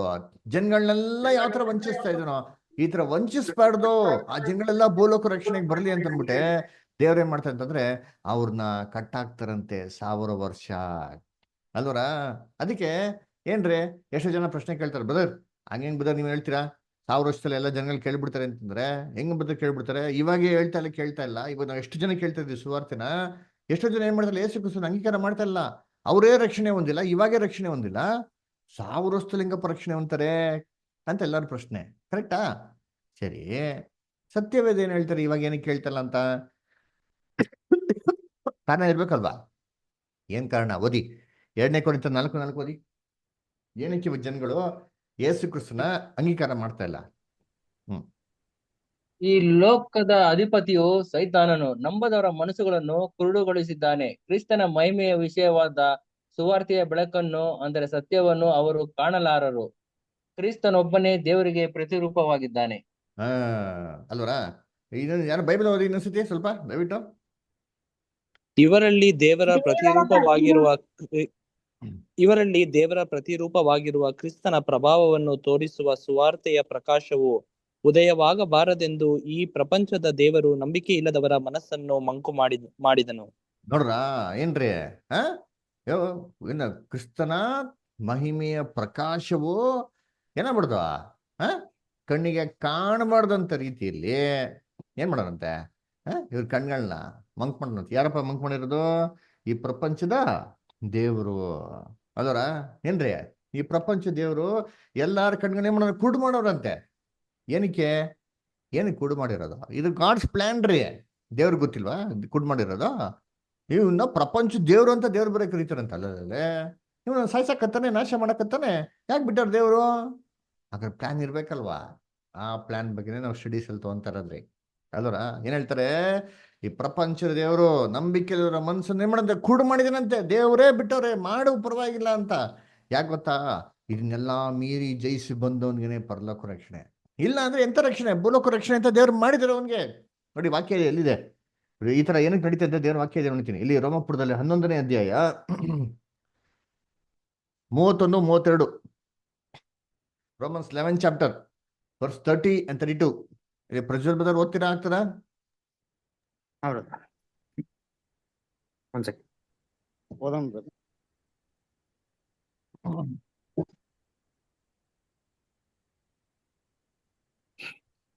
Romans 11 chapter 31-32. ಅದೇ ಪ್ರಕಾರವಾಗಿ ಅವರು ಈಗ ಅವಿಧೇಯರಾಗಿದ್ದರೂ ನಿಮಗೆ ದೊರಕಿದ ಕರುಣೆಯನ್ನು ಹೊಂದುವರು. ಯಾಕೆಂದರೆ ದೇವರು ಎಲ್ಲರಿಗೂ ಕರುಣೆಯನ್ನು ತೋರಿಸಬೇಕೆಂಬ ಉದ್ದೇಶವುಳ್ಳವನಾಗಿದ್ದು ಎಲ್ಲರನ್ನೂ ಅವಿಧೇಯತೆ ಎಂಬ ದುಸ್ಥಿತಿಯಲ್ಲಿ ಕಟ್ಟಿಹಾಕಿದ್ದಾನೆ. ನೋಡ್ರ ಅಂಡರ್ಲೈನ್ ಮಾಡ್ಕೊಂಡ್ರಂತೆ. ಎಲ್ಲಾರ ಮೇಲೂ ಕರುಣೆ ನೋಡಿಸ್ಬೇಕು ಅಂತ ಅಂದ್ಬಿಟ್ಟು ಕೆಲವು ಜನಕ್ಕೆ ಏನ್ ಮಾಡಂತೆ? ಏನ್ರಿ ನಂಬಿಕೆ ಇಲ್ದಿರಂತ ಒಂದು ದುಸ್ಥಿತಿಯಲ್ಲಿ ಕಟ್ಟಾಕಿದಾರಂತೆ. ದೇವ್ರು ಪರ್ಮಿಟ್ ಮಾಡೋರ್ರಿ. ಇದನ್ನ ಮೀರಿ ಜಯಿಸಿ ಯಾರು ಬರ್ತಾನೋ ಅವನಿಗೆ ಪರಲೋಕ ರಕ್ಷಣೆ. ಯಾಕೆ ಈ ತರ ಮಾಡಿರೋದು? ಎಲ್ಲಾರು ರಕ್ಷಣೆ ಹೊಂದ್ಲಿ ಅಂತ. ಅದಕ್ಕೆ ದೇವ್ರು ಹೇಳೋದು ಸೇತಾನ 1000 ವರ್ಷ ಕಟ್ಟಾಕ್ತಾರೆ ಅಂತಂದ್ಬಿಟ್ಟು. ಅವಾಗ 1000 ವರ್ಷ ಹೆಂಗ್ ಗೊತ್ತಾಗ್ತಾರೆ ಸೇತಾನ ಕಟ್ಟಾಕ್ಬೇಕಾರೆ? ಇವಾಗ ಕಣ್ಗಳನ್ನ ಮಂಕ್ ಮಾಡತ್ತಾರ. ಅವಾಗ ಕಣ್ಣ ಮಂಕ್ ಮಾಡಕ್ಕೇನಿಲ್ಲ, ಸಾಧ್ಯ ಇಲ್ಲ ರೀ. ಎಲ್ಲಾರ ಕಣ್ಣುಗಳನ್ನ ತಿರಿತಾರೆ, ಸತ್ಯನ ತಿಳಿತಾರೆ. ಅಲ್ಲರ ಏಷಯ 26:9. ಏಷಯ 26:9 ನಮ್ Simon brother, Shweta sister, Simon brother, Kavita sister ಹೋದ್ರಿ ಎಲ್ಲ. ಆರೋಗ್ಯ ಸ್ವಾಮಿ ಬ್ರದರ್ ಎಲ್ಲ ಮೊಬೈಲ್ ಇಟ್ಬಿಟ್ಟಿದ್ದೀರಾ? ಹೋದ್ರಿ ಬೈಬಲ್ನ? ರಾತ್ರಿಯಲ್ಲಿ ನಿನ್ನನ್ನು ಮನಪೂರ್ವಕವಾಗಿ ಆರೈಸಿದ್ದೇನೆ. ಹೌದು, ನಮ್ಮ ಆತ್ಮದಲ್ಲಿ ನಿನ್ನನ್ನು ತವಕದಿಂದ ಹುಡುಕಿದ್ದೇವೆ. ನೀನು ಲೋಕದಲ್ಲಿ ನ್ಯಾಯ ಕಾರ್ಯಗಳನ್ನು ನಡೆಸುವಾಗ ಭೂ ನಿವಾಸಿಗಳು ಧರ್ಮ ಜ್ಞಾನವನ್ನು ಪಡೆದುಕೊಳ್ಳುವರು. Very good brother. ನೋಡ ಸೂಪರ್. ನೋಡ್ರ ಬೈಬಲ್ ಎಷ್ಟು ಚೆನ್ನಾಗಿದೆ. ಈ ಸ್ಕ್ರೀನ್ ಹಾಕಿರೋದಕ್ಕೂ ಬೈಬಲ್ ಪ್ರಿಂಟ್ ಆಗಿರೋದಕ್ಕೂ ಸೂಪರ್ ಆಗಿದೆ ನೋಡ್ರಿ. ಬೈಬಲ್ ಎಷ್ಟು ಹೇಳ್ತಾರೆ, ನೀನು ಭೂಲೋಕದಲ್ಲಿ ನ್ಯಾಯ ತೀರ್ಪು ಮಾಡ್ಬೇಕಾರೆ, ನ್ಯಾಯ ವಿಚಾರಣೆ ಮಾಡ್ಬೇಕಾರೆ ಭೂ ನಿವಾಸಿಗಳು ಹೆಂಗ್ ಕಲ್ತ್ಕೊಂಡ್ರಂತೆ? ಧರ್ಮ ಜ್ಞಾನ. ಏನ್ರಿ ಧರ್ಮ? ಅದರ ನೀತಿ ನ್ಯಾಯ ಸತ್ಯ. ಅದರ ಏನ್ರಿ ಧರ್ಮ ಜ್ಞಾನ. ಅದರ ಸತ್ಯ ವೇದನೆ ಏನ್ ಮಾಡ್ತಾರೆ ಅಂತ ತಿಳ್ಕೊಂತಂತೆ. ಎಲ್ಲ ನ್ಯಾಯ ತೀರ್ಪು ಮಾಡ್ಬೇಕಾರೆ ಗುಡ ಗುಡ ಗುಡ ಗುಡ ನಡುಕ್ಬಿಟ್ಟು ಅಯ್ಯೋ ದೇವ್ರೇ ನನ್ನ ನರಕಕ್ಕೆ ಹಾಕ್ಬಿಡ್ತೀಯ, ಸ್ವರ್ಗಕ್ಕೆ ಹಾಕ್ಬಿಡ್ತೀಯ ಎದ್ರಲ್ಲ ರೀ. ಹಂಗಲ್ಲ ರೀ ಬೈಬಲ್ ಹೇಳೋದು. ಹೆಂಗ್ ಹೇಳ್ತಾರಂತೆ? ಧರ್ಮ ಜ್ಞಾನವನ್ನು ಪಡ್ಕೊಂತಾರೆ. ಅಲ್ವರ ಸತ್ತವ್ರು ಎಲ್ಲರೂ ಎದ್ಬಿಡ್ತಾರೆ ಅಂತ ನೋಡಿರ್ತೀನಿ. ಓದಿನ ವಾಕ್ಯ ಇಲ್ಲಿ ಏಷಯ 26:19 ಓದ್ರಿ. ಯಾರತ್ರ ಬೈಬಲ್ ಇದೆಯೋ ಯಾರು ತೆಗಿತೀರೋ ಜಲ್ದಿ ಓದ್ರಿ. ಏಷಯ 26:19, ಯೋಬ 14ನೇ ಅಧ್ಯಾಯ 14 ಮತ್ತು 15. ಮೃತರಾದ ನಿನ್ನ ಜನರು ಬದುಕುವರು, ನನ್ನವರ ಹೆಣಗಳು ಜೀವದಿಂದ ಹೇಳುವವು. ಮಣ್ಣಿನಲ್ಲಿ ಪಳುಹಿಸಿರುವವರು ಎಚ್ಚೆತ್ತು ಹರ್ಷಧ್ವನಿಗೈರಿ. ಯೆಹೋವನೇ, ನೀನು ಸುರಿಯುವ ಇಬ್ಬನಿಯು ಜ್ಯೋತಿರ್ಗಮಯವಾದದ್ದು. ಭೂಮಿಯು ಸತ್ತವರನ್ನು ಹೊರಪಡಿಸುವುದು. ಭೂಮಿಯು ಸತ್ತವರನ್ನ ಹೊರಪಡಿಸುವುದು. ಮೃತರು ನಿನ್ನ ಜನರು ಬದುಕುವರು. ಅಂಡರ್ಲೈನ್ ಮಾಡ್ಕೊಡ್ರಿ. ಅಲ್ಲಿ ಹೇಳಿದ್ಯಾ ಕ್ರಿಸ್ತವರು ಅಂತ? ಏನ್ರಿ ಎಲ್ಲರೂ ಏನಾಗ್ತಾರಂತೆ? ಎಲ್ಲರೂ ಬದುಕ್ತಾರಂತೆ. ನೋಡ್ರ, ಕರ್ತನಲ್ಲಿ ಪ್ರೀತಿ ಅಂತ ಸೌರಸ್ವರಗಳೇ, ಸತ್ತೋಗಿರೋಂಥ ಎಲ್ಲಾ ವ್ಯಕ್ತಿಗಳಿಗೆ ಏನ್ ಮಾಡ್ತಾರೆ? ಇಲ್ಲಿ ಪುನರುತ್ಥಾನ ಕೊಡ್ತಾರೆ. ಅದರ ಯೋಬ 14ನೇ ಅಧ್ಯಾಯ 14ರಿಂದ 15 ಓದಿ. ಒಬ್ಬ ಮನುಷ್ಯನು ಸತ್ತು ಪುನಃ ಬದುಕಾನೆ. ಹಾಗಾಗುವುದಾದರೆ ನನಗೆ ಬಿಡುಗಡೆಯಾಗುವವರೆಗೆ ನನ್ನ ವಾಯಿದೆಯ ದಿನಗಳೆಲ್ಲ ಕಾದುಕೊಂಡಿರುವೆನು. ನೀನು ಕರೆದರೆ ಉತ್ತರ ಕೊಡುವೆನು. ನೀನು ಸೃಷ್ಟಿಸಿದ ನನ್ನ ಮೇಲೆ ನಿನಗೆ ಹಂಬಲಿಕೆ ಹುಟ್ಟಿತು. ನೋಡ್ರ ಎಷ್ಟು ಏನಾಗಿದೆ ಅಂತೀನಿ. ಅದರ ಏನ್ ಹೇಳ್ತಾರೆ? ನೀನು ಕರೆಯುವಾಗ ನಾನು ಉತ್ತರಿಸುವೇನು. ಅದರ ನೀನು ನನಗೆ ನೇಮಿಸಿದ ದಿನವೆಲ್ಲ ಏನ್ ಮಾಡ್ತೀನಿ? ಕಾದಿರ್ತೀನಿ. ಎಲ್ಲಿ? ಸಮಾಧಿಯಲ್ಲಿ. ಯಾಕೆ? ಒಂದು ಟೈಮ್ ಫಿಕ್ಸ್ ಮಾಡಿದ್ಯಾ ದೇವ್ರೆ, ಸತ್ತೋರ್ಲೆ ಎದ್ಬಿಡಕ್ಕೆ. ಅವಾಗ ನಾನು ಜ್ಞಾಪಿಸ್ಕೊ, ನಾನು ಖಂಡಿತವಾಗಿ ಎದ್ದು ಬರ್ತೀನಿ ಅಂತ ಹೇಳ್ತಾರೆ. ಇನ್ನೊಂದು ವಾಕ್ಯ ಓದೋಣ ನೋಡಿದ್ದೀನಿ. ಕೀರ್ತನೆ 90 ವಾಕ್ಯ 3 ಓದಿ ಶ್ವೇತ ಅಷ್ಟರ್. ಮನುಷ್ಯರೇ ಸಾಯಿರಿ ಎಂದು ಆಜ್ಞಾಪಿಸಿ ಅವರನ್ನು ಪುನಃ ಮಣ್ಣಿಗೆ ಸೇರಿಸುತ್ತಿ. 1000 ವರ್ಷಗಳು ನಿನ್ನ ದೃಷ್ಟಿಯಲ್ಲಿ ಗತಿಸಿ ಹೋದ. ನಿನ್ನೆನ ದಿನದಂತೆಯೂ ರಾತ್ರಿಯ ಜಾವದಂತೆಯೂ ಇವೆ. ನೋಡ್ರ, ಮನುಷ್ಯನ ನಾಶ ಮಾಡುತ್ತಿ, ತಿರುಗಿ ಏನ್ ಮಾಡ್ತೀರಿ? ಏನ್ರಿ ತಿರುಗಿ ವಾಪಸ್ ದೇವ್ರು ಕರೆಸ್ತಾರಂತೆ. ನೋಡ್ರಿ ಅಂತೀನಿ. ಇನ್ನೊಂದು ವಾಕ್ಯ ಓದೋಣ. ಯೇಸು ಕ್ರಿಸ್ತ ಹೇಳ್ತಾರೆ ಅಂತೀನಿ. ಯೋಹಾನ 5:28. ರಮ್ಯಾ ಅಷ್ಟರ್ ಓದಿ. ಜಾನ್ 5:28. ಅದಕ್ಕೆ ಆಶ್ಚರ್ಯ ಪಡಬೇಡಿರಿ. ಸಮಾಧಿಗಳಲ್ಲಿರುವವರೆಲ್ಲರೂ ಆತನ ಧ್ವನಿಯನ್ನು ಕೇಳಿ ಎದ್ದು ಹೊರಗೆ ಬರುವ ಕಾಲ ಬರುತ್ತದೆ. ಆಶ್ಚರ್ಯ ಪಡ್ಬೇಡ್ರಿ. ಎಲ್ಲರೂ ಆಶ್ಚರ್ಯ ಪಡ್ಬಿಡ್ತಾರೆ. ಅಯ್ಯೋ ಬದರ್ ಸಮಾಧಿಯಲ್ಲಿ ಬಂದ್ಬಿಡ್ತಾರ, ನರಕಕ್ಕೂ ಸ್ವರ್ಗಕ್ಕೆ ಹೋಗಿಲ್ವಾ? ನನ್ನೇನು ಕೇಳೋದು? ಯೇಸು ಕ್ರಿಸ್ತನ್ ಕೇಳ್ರಿ, ಎಷ್ಟು ಕ್ಲೀನಾಗಿ ಹೇಳ್ತಾರೆ. ಸಮಾಧಿಯಲ್ಲಿ ಮಲಗಿರೋರು ಎಲ್ಲರೂ ಅಲ್ಲೇ ಅವರೇ. ಎಲ್ಲರೂ ಎದ್ದು ಬರೋಂಥ ಟೈಮ್ ಬರ್ತಾರೆ. ಇನ್ನ ಬಂದಿಲ್ಲ ರೀ. ಆತನ ಧ್ವನಿ ಕೇಳಂತ ಟೈಮ್ ಬರ್ತಾರೆ. ಯೇಸು ಕ್ರಿಸ್ತ ಎಡ್ಡೆ ಬರೋಕೆಲ್ಲ ಸತ್ತವ್ರು ಏನ್ ಮಾಡೋದು? ಎಲ್ಲ ಎದ್ದೋಳೋದು. ಅಲ್ಲಿವರೆಗೆಲ್ಲ ಸಮಯ ಚೆನ್ನಾಗಿ ನಿದ್ದೆ ಮಾಡ್ತಾ ಇರ್ತಾರೆ. ಅದರ ಕರ್ತನಲ್ಲಿ ಪ್ರೀತಿ ಅಂತ ಸೋರಸರುಗಳೇ, ಇನ್ನ ವಾಕ್ಯಗಳು ಓದೋ ನೋಡ್ತೀನಿ. ಏಷಯ 35:10. ಎಲ್ಲಿ ನಮ್ಮ ಇದುವರೆಗೂ ಓದ್ತಿರೋ ಬ್ರದರ್? ಎಲ್ಲಿ ಸೈಮನ್ ಬ್ರದರ್? ಯಾಕೆ ಸೈಲೆಂಟ್ ಆಗ್ಬಿಟ್ಟಿದ್ರಿ ಇವತ್ತು?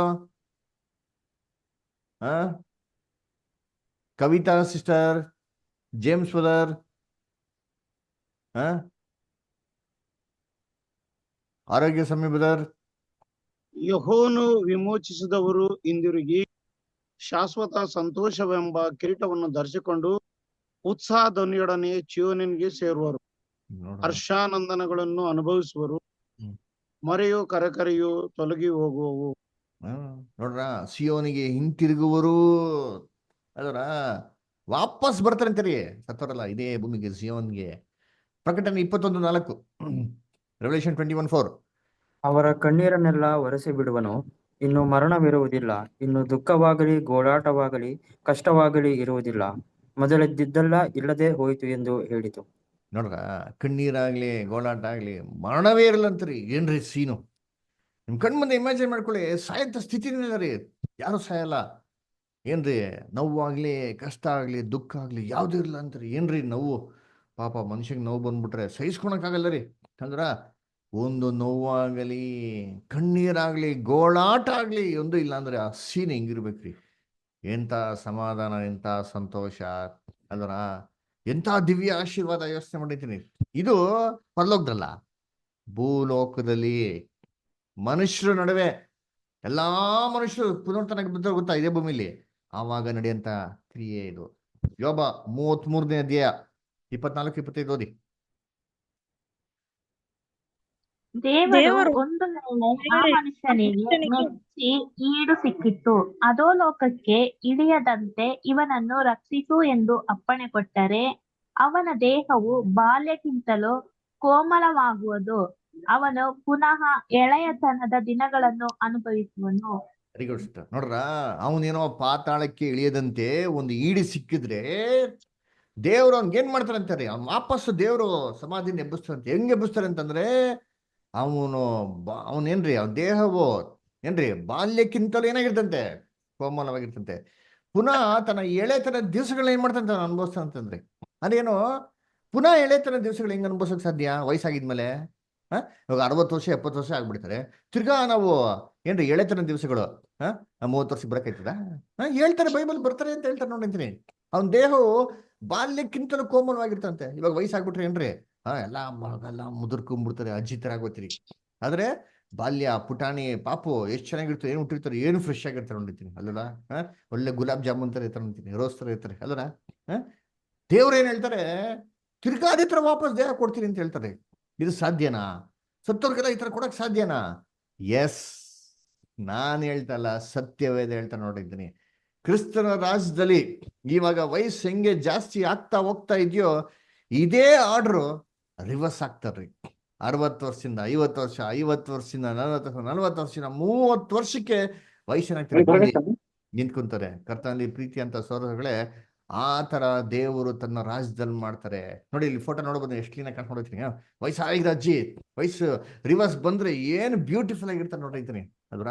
ಪುನಃ ತನ್ನ ಎಳೆತನದ ದಿವಸಗಳನ್ನ ಅನುಭವಿಸೋದ್ರು ಅಲ್ವರ. ಏನ್ರಿ ಬಾಲ್ಯಕ್ಕಿಂತಲೂ ಏನಾಗಿರ್ತಂತೆ, ಕೋಮಲವಾಗಿರ್ತಾನೆ. ಅಷ್ಟೊಂದು ಬ್ಯೂಟಿಫುಲ್ ಆಗಿ, ಅಷ್ಟೊಂದು ಏನ್ರಿ ಚೆನ್ನಾಗಿರ್ತಾರ್ರಿ ಅದರ. ದೇವರ ಪ್ರತಿಯೊಬ್ಬ ಮನುಷ್ಯನ್ಗೂ, ಭೂಲೋಕದಲ್ಲಿ ಬರುವಂತ ಪ್ರತಿಯೊಬ್ಬ ಮನುಷ್ಯನ್ಗೂ ಈ ತರ ಆಶೀರ್ವಾದಗಳನ್ನ ದೇವ್ರು ಏನ್ರಿ ಮಾಡ್ತಾರೆ, ಅಲ್ಲಿ ಕೊಡ್ತಾರೆ. ಕೃಪೆ ಕೊಟ್ಟು ದಯೆ ಕೊಟ್ಟು ಏನ್ ಮಾಡ್ತಾರೆ, ದೇವ್ರ ವಾಕ್ಯನ ಕೇಳ್ತಾ ಕೇಳ್ತಾ ಅವ್ರ ದೇಹದಲ್ಲಿ ಏನ್ ಮಾಡ್ತಾರೆ, ಮಾರ್ಪಾಡುಗಳನ್ನ ದೇವ್ರು ತರ್ತಾರೆ. ಕರ್ತನಲ್ಲಿ ಪ್ರೀತಿ ಅಂತ ಹೇಳಿ ಅದೇ ಹೇಳೋದು ಬೈಬಲ್ ವಾಕ್ಯ. ಯೋಬ 33:24-25. ಅವನ ದೇಹವು ಬಾಲ್ಯಕ್ಕಿಂತಲೂ ಕೋಮಲಾಗಿರ್ತಂತೆ. ಒಂದು ಪುಟ್ಟು ಪಾಪು ಎಷ್ಟು ಚೆನ್ನಾಗಿರ್ತಾರೆ, ಏನು ಫ್ರೆಶ್ ಆಗಿ, ಏನು ಕ್ಯೂಟ್ ಆಗಿರ್ತಾರಲ್ವರ. ಆ ತರ ರೀ ಕ್ರಿಸ್ತನ್ ರಾಜ್ಯದಲ್ಲಿ ಎಲ್ಲರೂ ಒಂದೇ ಸೋಪು, ಲೈಫ್ ಬಾಯ್, ಲಕ್ಸು, ಅದೆಲ್ಲ ಯಾರು ಸಿಕ್ಕಲ್ಲ. ಏನ್ರಿ ಒಂದೇ soap, Johnson and Johnson baby soap. ಯಾಕಂದ್ರೆ ಎಲ್ಲರೂ ಮಕ್ಳು ಹೇಳ್ತಾರೆ ಅಂತ, that is only soap that will be suitable for them ಅಲ್ವರ. ಏನ್ರಿ ಮಕ್ಳ ಸೋಪು, ಯಾಕಂದ್ರೆ ಎಲ್ಲ ಮಕ್ಳು ಹೇಳ್ತಾರ, ಬಾಲ್ಯಗಳು ಹೇಳ್ತಾರೆ, ಹೆಂಗಿರ್ತಾರಂತೆ, ಕೋಮಲವಾಗಿರ್ತಾರೆ ಅಲ್ವರ. ಇದು ದೇವರಾಜ್ಯದಲ್ಲಿ ಮಾಡ್ತಾರೆ. ಸತ್ತು ಪುನರ್ತನಾಗಿರೋ ಪ್ರತಿಯೊಬ್ಬ ಮನುಷ್ಯರಿಗೆ ಅಲ್ವರ. ಇವಾಗ ಎಷ್ಟೋ ಜನ ಏನ್ರಿ ಸುವಾರ್ತೆ ತರ್ಬಿಟ್ಟು ಎಷ್ಟೋ ಮಿಷನರಿ ಆಕ್ಟಿವಿಟಿ ಮಾಡಿ ಲೋಕನ ಕನ್ವರ್ಟ್ ಮಾಡಕ್ ಪ್ರಯತ್ನ ಮಾಡ್ತಾರೆ, ಆಗ್ತಾ ಇಲ್ಲ. ಬರೀ 33% ಇಡೀ ಜಗತ್ತಲ್ಲಿ. ಇಂಡಿಯಾಲಂತ ಬಿಡ್ರಿ ಎಷ್ಟು ಲೆಸ್ ದನ್ 2% ಅಲ್ವರ. ಆದ್ರೆ ಕ್ರಿಸ್ತನ ರಾಜ್ಯದಲ್ಲಿ ಹಿಂಗ್ ಮಾಡ್ತಾರೆ. ಯೇಸು ಕ್ರಿಸ್ತನು ಸೇತಾನ ಕಟ್ಟಾಕಿದ ತಕ್ಷಣ ಅವ್ರ ಭೂಲೋಕದಲ್ಲಿ ಆಳ್ವಿಕೆ ಮಾಡ್ಬೇಕಾರೆ ಪ್ರತಿಯೊಬ್ಬರನ್ನು ಕ್ರಿಸ್ತನ್ ಕಡೆಗೆ ತಿರುಗಿಸ್ತಾರೆ. ಇಲ್ಲಿದೆ ವಾಕ್ಯ, ಎಲ್ಲಾರ ಕಣ್ಣುಗಳನ್ನ ತೆರೀತಾರೆ. ನೋಡಿ ಓದೋಣ, ಏಷಯ 29ನೇ ಅಧ್ಯಾಯ 18ನೇ ವಾಕ್ಯ. ಇಲ್ಲಿ ನನ್ನ ಸೈಮನ್ ಬ್ರದರ್ ನಮಸ್ಕಾರ, ಇದಿರಲ್ಲ ಏನಲ್ಲಿ ಎಲ್ಲೋಗಿದ್ರಿ ಇಷ್ಟೊತ್ತ? ಓದ್ರಿ ಏಷಯ 29ನೇ ಅಧ್ಯಾಯ 18ನೇ ವಾಕ್ಯ ಓದ್ರಿ, ಬೈಬಲ್ ತೆಗ್ದಿ. 29ನೇ ಅಧ್ಯಾಯ 18ನೇ ವಾಕ್ಯ. ಹೌದು ಬ್ರದರ್. ಆಗ ನಾನು ಹೇಳಿಕೊಂಡದ್ದೇನೆಂದರೆ, ನನ್ನ ಗೂಡಿನಲ್ಲಿಯೇ ನಾನು ಸಾಯುವೆನು, ನನ್ನ ದಿನಗಳು ಮರಳಿನಂತೆ ಅಸಂಖ್ಯಾತವಾಗಿರುವವು. ಏಷಯ 29ನೇ ಅಧ್ಯಾಯನ 18ನೇ ವಾಕ್ಯ. ಅದನ್ನೇ ಓದ್ತಾ ಇದ್ದೀರಾ? ಕರೆಕ್ಟ್ ಆಗಿದೆಯಾ? ಹೌದು ಸರ್. ನೋಡ್ರಿ ಒಂದ್ಸತಿ. ಆಗ ನಾನು ಹೇಳಿಕೊಂಡದ್ದೇನೆಂದರೆ, ನನ್ನ ಗೂಡಿನಲ್ಲಿಯೇ ನಾನು ಸಾಯುವೆನು, ನನ್ನ ದಿನಗಳು ಮರಳಿನಂತೆ ಅಸಂಖ್ಯಾತವಾಗಿರುವವು. ಇಲ್ಲ, ನೀವು ಬೈಬಲ್ ತೆಗೆ ಕರೆಕ್ಟಾಗಿ ಓದಿ. ಇಬ್ಬರೇ ಯಾರು ಓದ್ರಿ? ಏಷಯ 29:18 ಓದ್ರಿ ಯಾರಾದ್ರ? ಆ ದಿನದಲ್ಲಿ ಕಿವುಡರು ಕೇಳುವರು, ಮಬ್ಬು ಕತ್ತಲೆಗಳಲ್ಲಿಯೂ ಕುರುಡರ ಕಣ್ಣು ಕಾಣುವುದು, ನಲ್ಲಿ ಹೆಚ್ಚೆಚ್ಚಾಗಿ ಆನಂದಿಸುವರು. ಬಡವರು ಇಸ್ರಾಯೇಲರ ಸದಮಲ ಸ್ವಾಮಿಯಲ್ಲಿ ನೋಡ್ರ, ಅದು ಸೈಮನ್ ಬ್ರದರ್ ಏಷಯ 29:18 ಅದರ. ಅವ್ರ ಕಣ್ಣುಗಳು ತೆರೆಯುವುದು, ಅದರ ಮೊಬ್ಬು ಕತ್ತಲಲ್ಲಿ ಕುಡರ ಕಣ್ಣು ಏನಾಗ್ತಾರೆ, ಕಾಣುವುದು. ಅದರ ಯಾವ ಕಡ್ರ? ಕಣ್ಣಿದ್ರು ಕೊಡ್ರವ್ರು ಗೊತ್ತಾ, ಬೈಬಲ್ ಇದೆ, ಕಣ್ಣಿದೆ ನೋಡ್ರಪ್ಪ, ಬೈಬಲ್ ವಾಕ್ಯ ಇದೆ ಅಂತಂದ್ರೆ ಹೇಳಿದ್ರು ಸರಿ, ಹೇಳಿದ್ರಂತ ಎಷ್ಟೋ ಕುಡ್ರಗಳೇನಾಗವ್ರೆ ಅವ್ರ ಕಣ್ಗಳನ್ನ ತೆರೀತಾರೆ. ಯಾರೆಲ್ಲ ಇವಾಗ ಯೇಸು ಕ್ರಿಸ್ತನ ನಂಬಿಲು ಅವ್ರ ಕಣ್ಗಳೆಲ್ಲ ಮುಚ್ಚಲ್ಪಡಿ, ಇವರೆಲ್ಲ ಕಣ್ಗಳನ್ನ ತೆರೀತಾರೆ ಕ್ರಿಸ್ತನ ರಾಜ್ಯದಲ್ಲಿ. ಅಲ್ವರ ಕಿವಿಗಳು ಕೇಳುವುದು, ವಾಕ್ಯನ ಕೇಳ್ತಾರೆ. ಆಮೇಲೆ 29ನೇ ಅಧ್ಯಾಯದಲ್ಲಿ 24ನೇ ವಾಕ್ಯ ಓದ್ರಿ, ಹಂಗೆ 24th ವರ್ಷ ಓದ್ರಿ. ಹೃದಯ ಉಳ್ಳವರೆಲ್ಲರೂ ವಿವೇಕಿಗಳಾಗುವರು, ಗುಣಗುಟ್ಟುವವರು, ಉಪದೇಶವನ್ನು ಗಮನಿಸುವವರು ಎಂದು ಹೇಳುತ್ತಾನೆ. ನೋಡ್ರ, ಗೊಣ್ಗುಟ್ಟವ್ರು ಯಾರು ಗೊಣ್ಗುಟ್ಟವ್ರು? ವಾಕ್ಯ ಹೇಳ್ಕೊಡ್ತಾರೆ, ಗೊಣ್ಗುಡ್ತಾರೆ ಗೊತ್ತಾ, ಇಲ್ಲ ಬದವ್ರು ಹಂಗೆ ಇದು ಹಿಂಗೆ ಅಂತ ಗುರಿ ಗೊಣ್ಗುಟ್ಟವ್ರು, ಆರ್ಗ್ಯುಮೆಂಟ್ ಮಾಡೋರು, ಅದು ವಾಗ್ವಾದ ಮಾಡೋರು, ಇವರೆಲ್ಲರೂ ವಾಕ್ಯೋಪದೇಶನ ಕೇಳ್ತಾರಂತಾರೆ.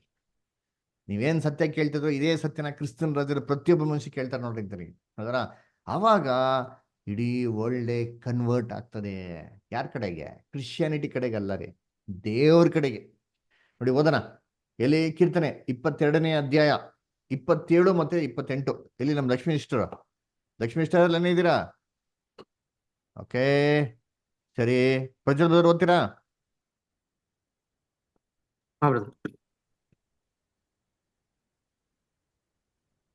ಭೂಮಂಡಲದವರೆಲ್ಲರೂ ಎಚ್ಚರಗೊಂಡು ಯೆಹೋವನ ಕಡೆಗೆ ತಿರುಗಿಕೊಳ್ಳುವರು. ಯೆಹೋವನೇ, ಎಲ್ಲಾ ಜನಾಂಗಗಳವರು ನಿನಗೆ ಅಡ್ಡ ಬೀಳುವರು. ರಾಜ್ಯವು ಯೆಹೋವನದೇ, ಎಲ್ಲಾ ಜನಾಂಗಗಳಿಗೂ ಆತನೇ ಒಡೆಯನು. ನೋಡ್ರ ಏನ್ರಿ, ಎಲ್ಲಾ ಲೋಕದವ್ರು ಎಚ್ಚರಗೊಂಡು ಯಾರ ಕಡೆ ತಿರುಗ್ತಾರೆ? ದೇವ್ರ ಕಡೆ ಹೇಳ್ತಾ ಮನೆ ತಿರುಗಿರಿ. ಎಷ್ಟೇ ತಿರ್ಗ್ಬೇಕು? ತಿರುಗದೇ ಇಲ್ವಲ್ಲ ಅಲ್ವರ? ಏನ್ ಹೇಳ್ತಾರೆ ಎಲ್ಲ? ದೇವ್ರ ಕಡೆ ತಿರುಗ್ತಾರೆ. ಯಾಕಪ್ಪ? ರಾಜ್ಯವು ಯೆಹೋವನದು. ಅವ್ರ ರಾಜ್ಯದಲ್ಲಿ ಅವ್ರ ಕಡೆ ತಿರುಗಿ ಯಾರ ಕಡೆ ತಿರುಗ್ತಾರೆ? ತಿರುಗ್ತಾರೆ ನೋಡಿರ್ತಾನೆ. ಇನ್ನೊಂದು ವಾಕ್ಯ ಅದನ್ನ ಕೀರ್ತನೆ 72:11. ಜೋಲ್ ಬದರ್ ಓದ್ತೀರಾ? Psalm 72:11.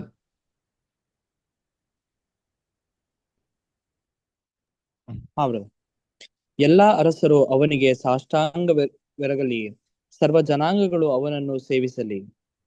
ನೋಡ್ರ ಏನ್ರಿ, ಯಾಕೆಂದರೆ ಅವನು ಮೊರೆ ಇಡುವ ಬಡವರನ್ನು, ದಿಕ್ಕಿಲ್ಲದ ಕುಗ್ಗಿದವರನ್ನು ಉದ್ಧರಿಸುವನು. ನೋಡ್ರ ಏನ್ರಿ, ಎಲ್ಲಾ ರಾಜರು ಆತನಿಗೆ ಮಾಡಿ ಅಡ್ಡ ಬಿಡಲಿ. ದೊಡ್ಡ ನಾಡುಗಳು, ಲಬಕ್ ದಾಸ್ಗಳು, ಅದರ ಎಲ್ಲ ರಾಜ್ಯಗಳು ಎಲ್ಲರಿಗೂ ಯಾರು ಅಡ್ಡ ಬೀಳ್ತಂತೆ? ಕ್ರಿಸ್ತನ್ ಅಡ್ಡ ಬೀಳ್ತಾರ್ರಿ. ಅಲ್ವರ ಎಲ್ಲಾ ಜನಾಂಗಗಳು ಆತನ ಸೇವಿಸ್ಲಿ. ಅಲ್ವರ ಯೆರೆಮೀಯ 31ನೇ ಅಧ್ಯಾಯ 34ನೇ ವಾಕ್ಯ, ಜೆರೆಮೀಯ 31:34. ರಾಜ ಎಲ್ಲಿ ನಮ್ಮ ಸೈಮನ್ ಬ್ರದರ್ ಓದ್ತೀರಾ? ಯೆರೆಮೀಯ 31:34. ಸರಿ, ರಮೇಶ್ ಓದಿ ಜೆರೆಮೀಯ 31:34. ನೆರೆಯ ಹೊರೆಯವರು, ಅಣ್ಣ ತಮ್ಮಂದಿರು ಒಬ್ಬರಿಗೊಬ್ಬರು ಯೆಹೋವನ ಜ್ಞಾನವನ್ನು ಪಡೆಯಿರಿ ಎಂದು ಇನ್ನು ಮೇಲೆ ಬೋಧಿಸಬೇಕಾಗುವುದಿಲ್ಲ. ಚಿಕ್ಕವರು ಮೊದಲುಗೊಂಡು ದೊಡ್ಡವರ ತನಕ ಎಲ್ಲರೂ ನನ್ನ ಜ್ಞಾನವನ್ನು ಪಡೆದಿರುವರು. ನಾನು ಅವರ ಅಪರಾಧವನ್ನು ಕ್ಷಮಿಸಿ ಅವರ ಪಾಪವನ್ನು ನನ್ನ ನೆನಪಿಗೆ ಎಂದಿಗೂ ತರುವುದಿಲ್ಲ. ಇದು ಯೆಹೋವನ ನುಡಿ. ಇದು ಯೆಹೋವನ ನುಡಿ. ಬರೆದಿಟ್ಕೊಂಡಿರ್ತೀನಿ. ನೆರೆಯವರಿವರು ಹೋಗ್ಬಿಟ್ಟು ನೀವು ದೇವ್ರನ್ನ ತಿಳ್ಕೊಳ್ಳಿ ಅಂತ ಹೇಳಂತ ಅವಶ್ಯಕತೆನೇ ಇರುವಂತೆ ದೇವ್ರ ರಾಜ್ಯದಲ್ಲಿ. ಚಿಕ್ಕವ್ರು ಮೊದಲುಗೊಂಡು ದೊಡ್ಡವರು ಎಲ್ಲಾರು ದೇವ್ರಿಗೆ ನನಗೆ ಬಂದಿರ್ತಂತ್ರಿ. ಎಲ್ಲಾರು ಸತ್ಯ ಅಂತ ತಿಳ್ಕೊಂಡಿರ್ತಂತ್ರಿ. ಯಾಕೆ? ಏನ್ರಿ, ಅವರೆಲ್ಲ ಪಾಪಗಳು ಕ್ಷಮಿಸಲ್ಪಟ್ಟಿರ್ತದೆ. ಅದು ಆತನ ರಾಜ್ಯ ಅಲ್ವರ.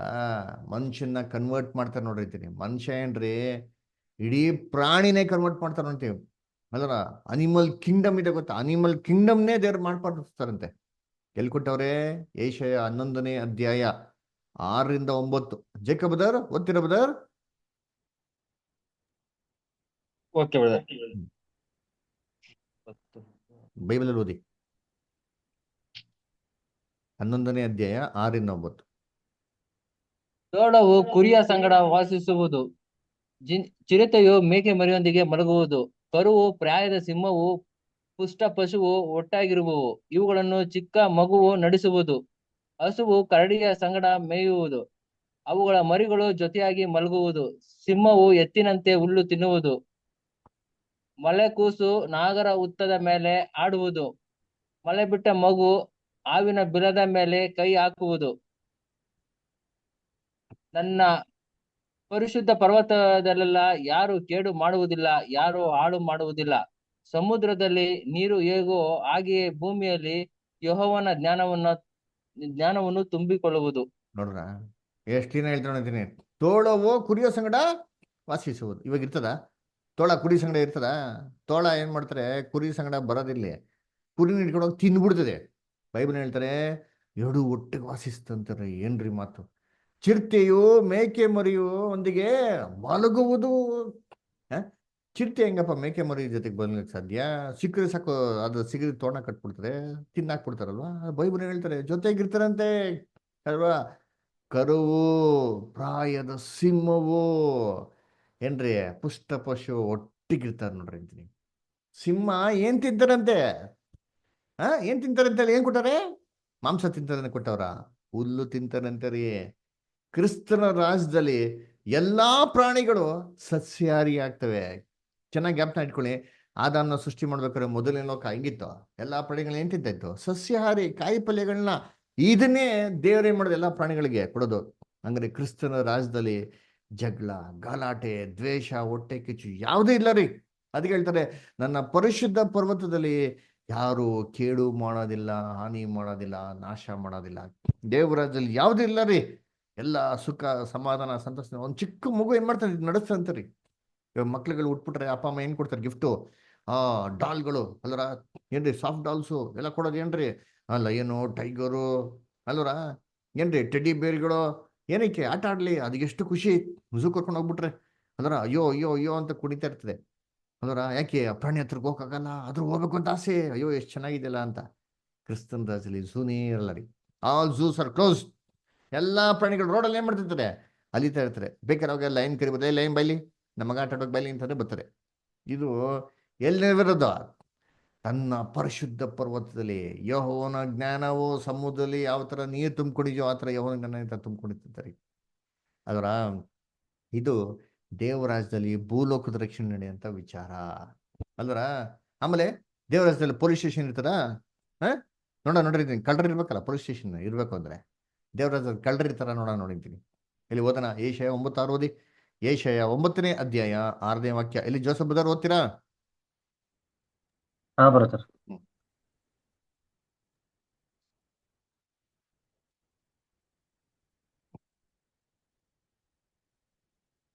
ಒಂದು ಮಗು ನಮಗಾಗಿ ಹುಟ್ಟಿದೆಯಷ್ಟೇ, ವರದ ಮಗನು ನಮಗೆ ದೊರೆತನು. ಆಡಳಿತವು ಅವನ ಬಾಹುವಿನ ಮೇಲಿರುವುದು. ಅದ್ಭುತ ಸ್ವರೂಪನು, ಆಲೋಚನಾ ಕರ್ತನು, ಪರಾಕ್ರಮಿಯಾದ ದೇವರು, ನಿತ್ಯನಾದ ತಂದೆ, ಸಮಾಧಾನದ ಪ್ರಭು ಎಂಬುವು ಅವನ ಹೆಸರು. ಸಮಾಧಾನದ ಪ್ರಭು ಅಲ್ವರ. ಸಮಾಧಾನ ಇದೆಯಾ ಭೂಲೋಕದಲ್ಲಿ? ಇವತ್ತು ಸಮಾಧಾನ ಐತೆ ಅವತ್ತ? ಎಲ್ಲೈತಪ್ಪ ಸಮಾಧಾನ? ಕಾಶ್ಮೀರ್ಗೆ ಹೋದನು ಸಮಾಧಾನ ಸಿಕ್ಕದ ಅವತ್ತು ಅಲ್ವರ.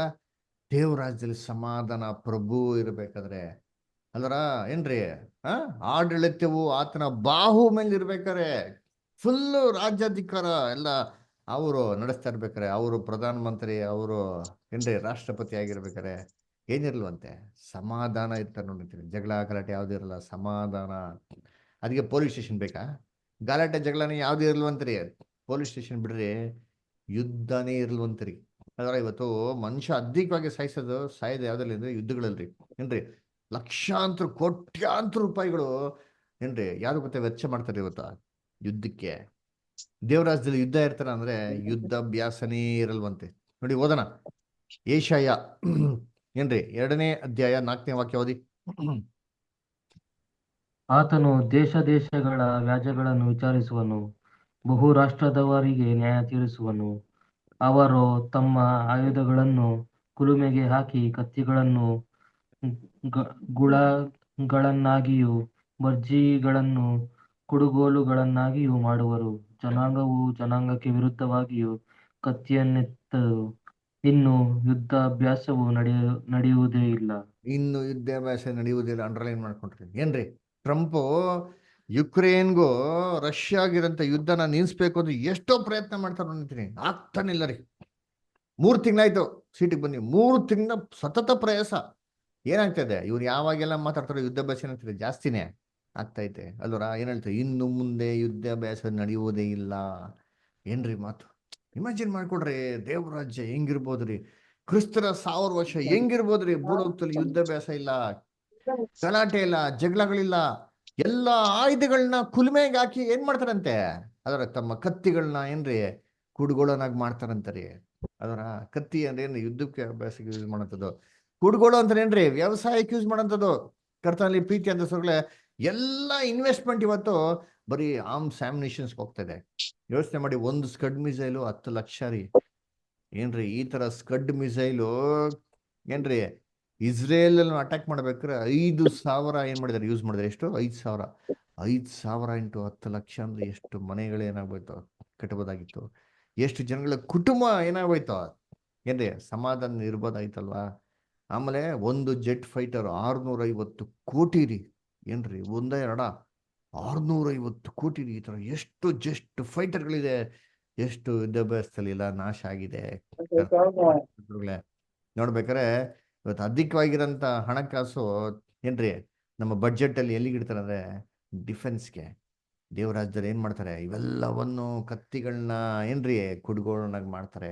ಎಲ್ಲ ಇನ್ವೆಸ್ಟ್ಮೆಂಟ್ನ ಅಗ್ರಿಕಲ್ಚರ್ಗೆ ಏನ್ ಮಾಡ್ತಾರೆ, ಡೈವರ್ಟ್ ಮಾಡ್ತಾರೆ. ನೋಡಿ ಇವಾಗ ನೀವು ಓದಲ್ಲ ವಾಕ್ಯ, ಈ ವಾಕ್ಯನ ಯುನೈಟೆಡ್ ನೇಷನ್ಸ್ ಎಂಟ್ರೆನ್ಸ್ ಅಲ್ಲಿ ಹಾಕಿದ್ದಾರೆ. ನೋಡಿದ್ರೆ ಗೊತ್ತಾ ಫೋಟೋ, ಈ ಫೋಟೋ ಯುನೈಟೆಡ್ ನೇಷನ್ಸ್ ಇರುವಂತ ಎಂಟ್ರೆನ್ಸ್ ಇರುವಂತ ಒರಿಜಿನಲ್ ಅದ್ರಲ್ಲಿ ಕೆತ್ತಬಿಟ್ಟವ್ರೆ ಬೈಬಲ್ ವಾಕ್ಯನ.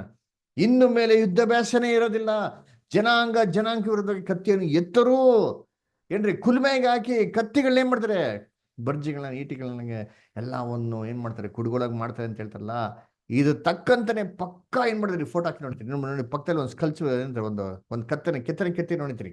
ಆ ಮನುಷ್ಯ ಏನ್ ಮಾಡ್ತಾನೆ, ಕುಲ್ಮೆಗೆ ಹಾಕ್ಬಿಟ್ಟು ತನ್ನ ಕತ್ತಿನ ಏನ್ ಮಾಡ್ತಾನೆ, ಕುಡ್ಗೊಳಾಗ ಏನ್ ಮಾಡ್ತಾನೆ ಅವನು, ಮಾರ್ಪಾಡು ಮಾಡ್ತಾನೆ. ಇದನ್ನ ರಿಯಲ್ ಆಗಿ ಯುನೈಟೆಡ್ ನೇಷನ್ಸ್ ಅಲ್ಲಿ ಹಾಕಿದ್ದಾರೆ. ಅದು ಮಾತ್ರ ಅಲ್ಲ ಕರ್ತನಲ್ಲಿ ಪ್ರೀತಿ ಅಂತ ಸೊರಗಳೇ, ಇದು ನೋಡ್ತಿರಲ್ಲ ಏನ್ರಿ, ಏನ್ರಿ ಇದು ಕೂಡ ಯುನೈಟೆಡ್ ನೇಷನ್ಸ್ ಅಲ್ಲೇ ಏನಾಗಿರೋದು ಇರೋಂಥ ರಿಯಲ್ ಸ್ಕಲ್ಪ್ಚರ್. ಅದರ ಇದು ಹಾಕಿದ್ರೆ ನೋಡಿರ್ತೀನಿ ಎಲ್ಲ ಬೈಬಲ್ ವಾಕ್ಯದ ಆಧಾರದ ಮೇಲೆನೆ. ಆದ್ರೆ ಇವಾಗ ನೆರವೇರ್ತಾ ಇದೆಯಾ? ಇಲ್ಲ ರೀ, ಇದೆಲ್ಲ ಎಲ್ಲಿ ನೆರವೇರ್ತಾರೆ? ಕ್ರಿಸ್ತನ ರಾಜ್ಯದಲ್ಲಿ ಎಲ್ಲ ಆಯುಧಗಳಿಗೆ ಕೊಡ್ತಾರಂತ ಎಲ್ಲಾ ದುಡ್ಡುಗಳನ್ನ ಅಗ್ರಿಕಲ್ಚರ್ ಡೈವರ್ಟ್ ಮಾಡ್ತಾರೆ. ನೀವು ಯೋಚನೆ ಮಾಡಿ, ಎಲ್ಲ ಅಗ್ರಿಕಲ್ಚರ್ ಡೈವರ್ಟ್ ಮಾಡಿ ಎಲ್ಲ ಸಂತೋಷವಾಗಿರ್ಬೋದೋ ಇಲ್ಲೋ? ಸೂಪರ್ ಆಗಿರ್ಬೋದ್ರಿ, ಏನು ಕುಂದು ಕೊರತೆಗಳು ಏನಾಗಿರಲ್ಲ, ಏನೂ ಇರಲ್ಲ ರೀ ಅಲ್ವರ. ಎಲ್ಲರಿಗೂ ಸಮೃದ್ಧಿಯಾಗಿರ್ತಾರೆ. ಯೋಚನೆ ಮಾಡಿದ್ರೆ ಇವತ್ತು ಏನಾಗಿದೆ, ಬೆಲೆಗಳೆಲ್ಲ ಎಲ್ಲ ಗಗನಕ್ಕೆ ಏರ್ಬಿಟ್ಟೈತೆ. ಅಕ್ಕಿ, ಬೆಳೆ, ತರಕಾರಿ ಏನ್ರಿ, ಮನುಷ್ಯ ಎಷ್ಟು ದುಡ್ಡನ್ನೇ ಮಾಡಿದ್ರು ಮನುಷ್ಯ ನೆಮ್ಮದಿಯಾಗಿರೋಕ್ಕಾಗ್ತಲ್ಲ ರೀ ಅಲ್ವರ. ಏನು ದುಡ್ದಿದ್ದೆಲ್ಲ ಬರೀ ಖರ್ಚಾಗ್ತೈತೆ. ಅದೇ ಒಂದು ಕಾಲದಲ್ಲಿ ಯೋಚನೆ ಮಾಡಿ, ಒಂದು 30 ವರ್ಷದ ಮುಂಚೆ ನಮ್ಮ ತಂದೆ ತಾಯಿಗಳು ಬರೀ 3,000 ರೂಪಾಯಿ ಸಂಪಾದನೆ ಮಾಡೋರು, ಮನೇಲಿ ನೆಮ್ಮದಿಯಾಗಿರ್ಬೋದೈತೆ. ಇವತ್ತು 30,000 ಸಂಪಾದನೆ ಮಾಡಿದ್ರು ನೆಮ್ಮದಿ ಇಲ್ಲ. ಏನ್ರಿ ಹೊಟ್ಟೆ ತುಂಬ ಆರೋಗ್ಯವಾಗಿರೋಂಥ ಊಟ ಏನಾಗಿಲ್ಲ, ಇಲ್ಲ ರೀ, ಬರೀ ಇನ್ಫೆಕ್ಟೆಡ್, ಬರೀ ಏನ್ರಿ ಕಲ್ಭರಿತವಾಗಿರೋಂಥದ್ದು, ಕಲ್ಮಶಗಳು, ಎಲ್ಲ ಕೆಮಿಕಲ್ಸ್. ಕ್ರಿಸ್ತನ್ ರಾಜ್ಯದಲ್ಲಿ ಇವೆಲ್ಲವನ್ನು ಏನ್ ಮಾಡ್ತಾರೆ, ಸರಿಪಡಿಸ್ತಾರೆ. ಇಡೀ ಭೂಮಿ ಹೆಂಗಿರ್ತಾರೆ ಗೊತ್ತಾ, ಅವಾಗ ಈಡೇನ್ ತೋಟದ ತರ ಇರ್ತಾರೆ ಅಂತ ನೋಡ್ರಿ. ಎಲ್ಲಿ ಕೊಟ್ಟಾರೆ ಓದ ನೋಡಿದ್ದೀನಿ, ಕೀರ್ತನೆ 67ನೇ ಅಧ್ಯಾಯ 4-6. ಜೇಕಬ್ ಬದರ್ ಓದ್ತೀರಾ? ಸಾಮ್ಸ್ 67 4-6.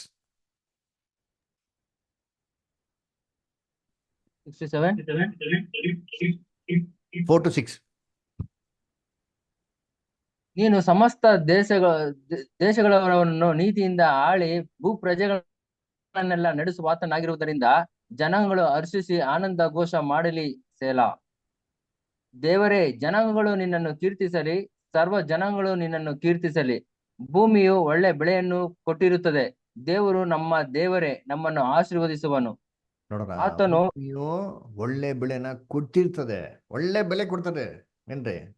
ಒಳ್ಳೆ ಅಗ್ರಿಕಲ್ಚರ್ ಈಲ್ಡ್ ಸೂಪರ್ ಕೊಡ್ತಾರೆ. ಏನು ನೆಲ, ಭೂಮಿ. ಅದು ಮಾತ್ರ ಅಲ್ಲ ರೀ, ಗಿಡ ಎಲ್ಲಿ ಗೊತ್ತಾ ಬೆಳೀತದೆ? ಡೆಸರ್ಟ್ ಲ್ಯಾಂಡ್ ಅಲ್ಲಿ ಗಿಡ ಬೆಳೆಸ್ತಾರಂತೆ ದೇವರು. ಯೆಶಾಯ 35:1. ರಮೇಶ್ ಓದಿ ಯೆಶಾಯ 35:1.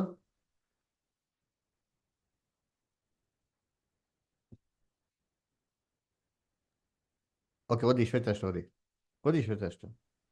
ಅರಣ್ಯವು ಮರುಭೂಮಿಯು ಆನಂದಿಸುವವು, ಒಣನೆಲವು ಹರ್ಷಿಸಿ ತಾವರೆಯಂತೆ ಕಳಕಳಿಸುವುದು.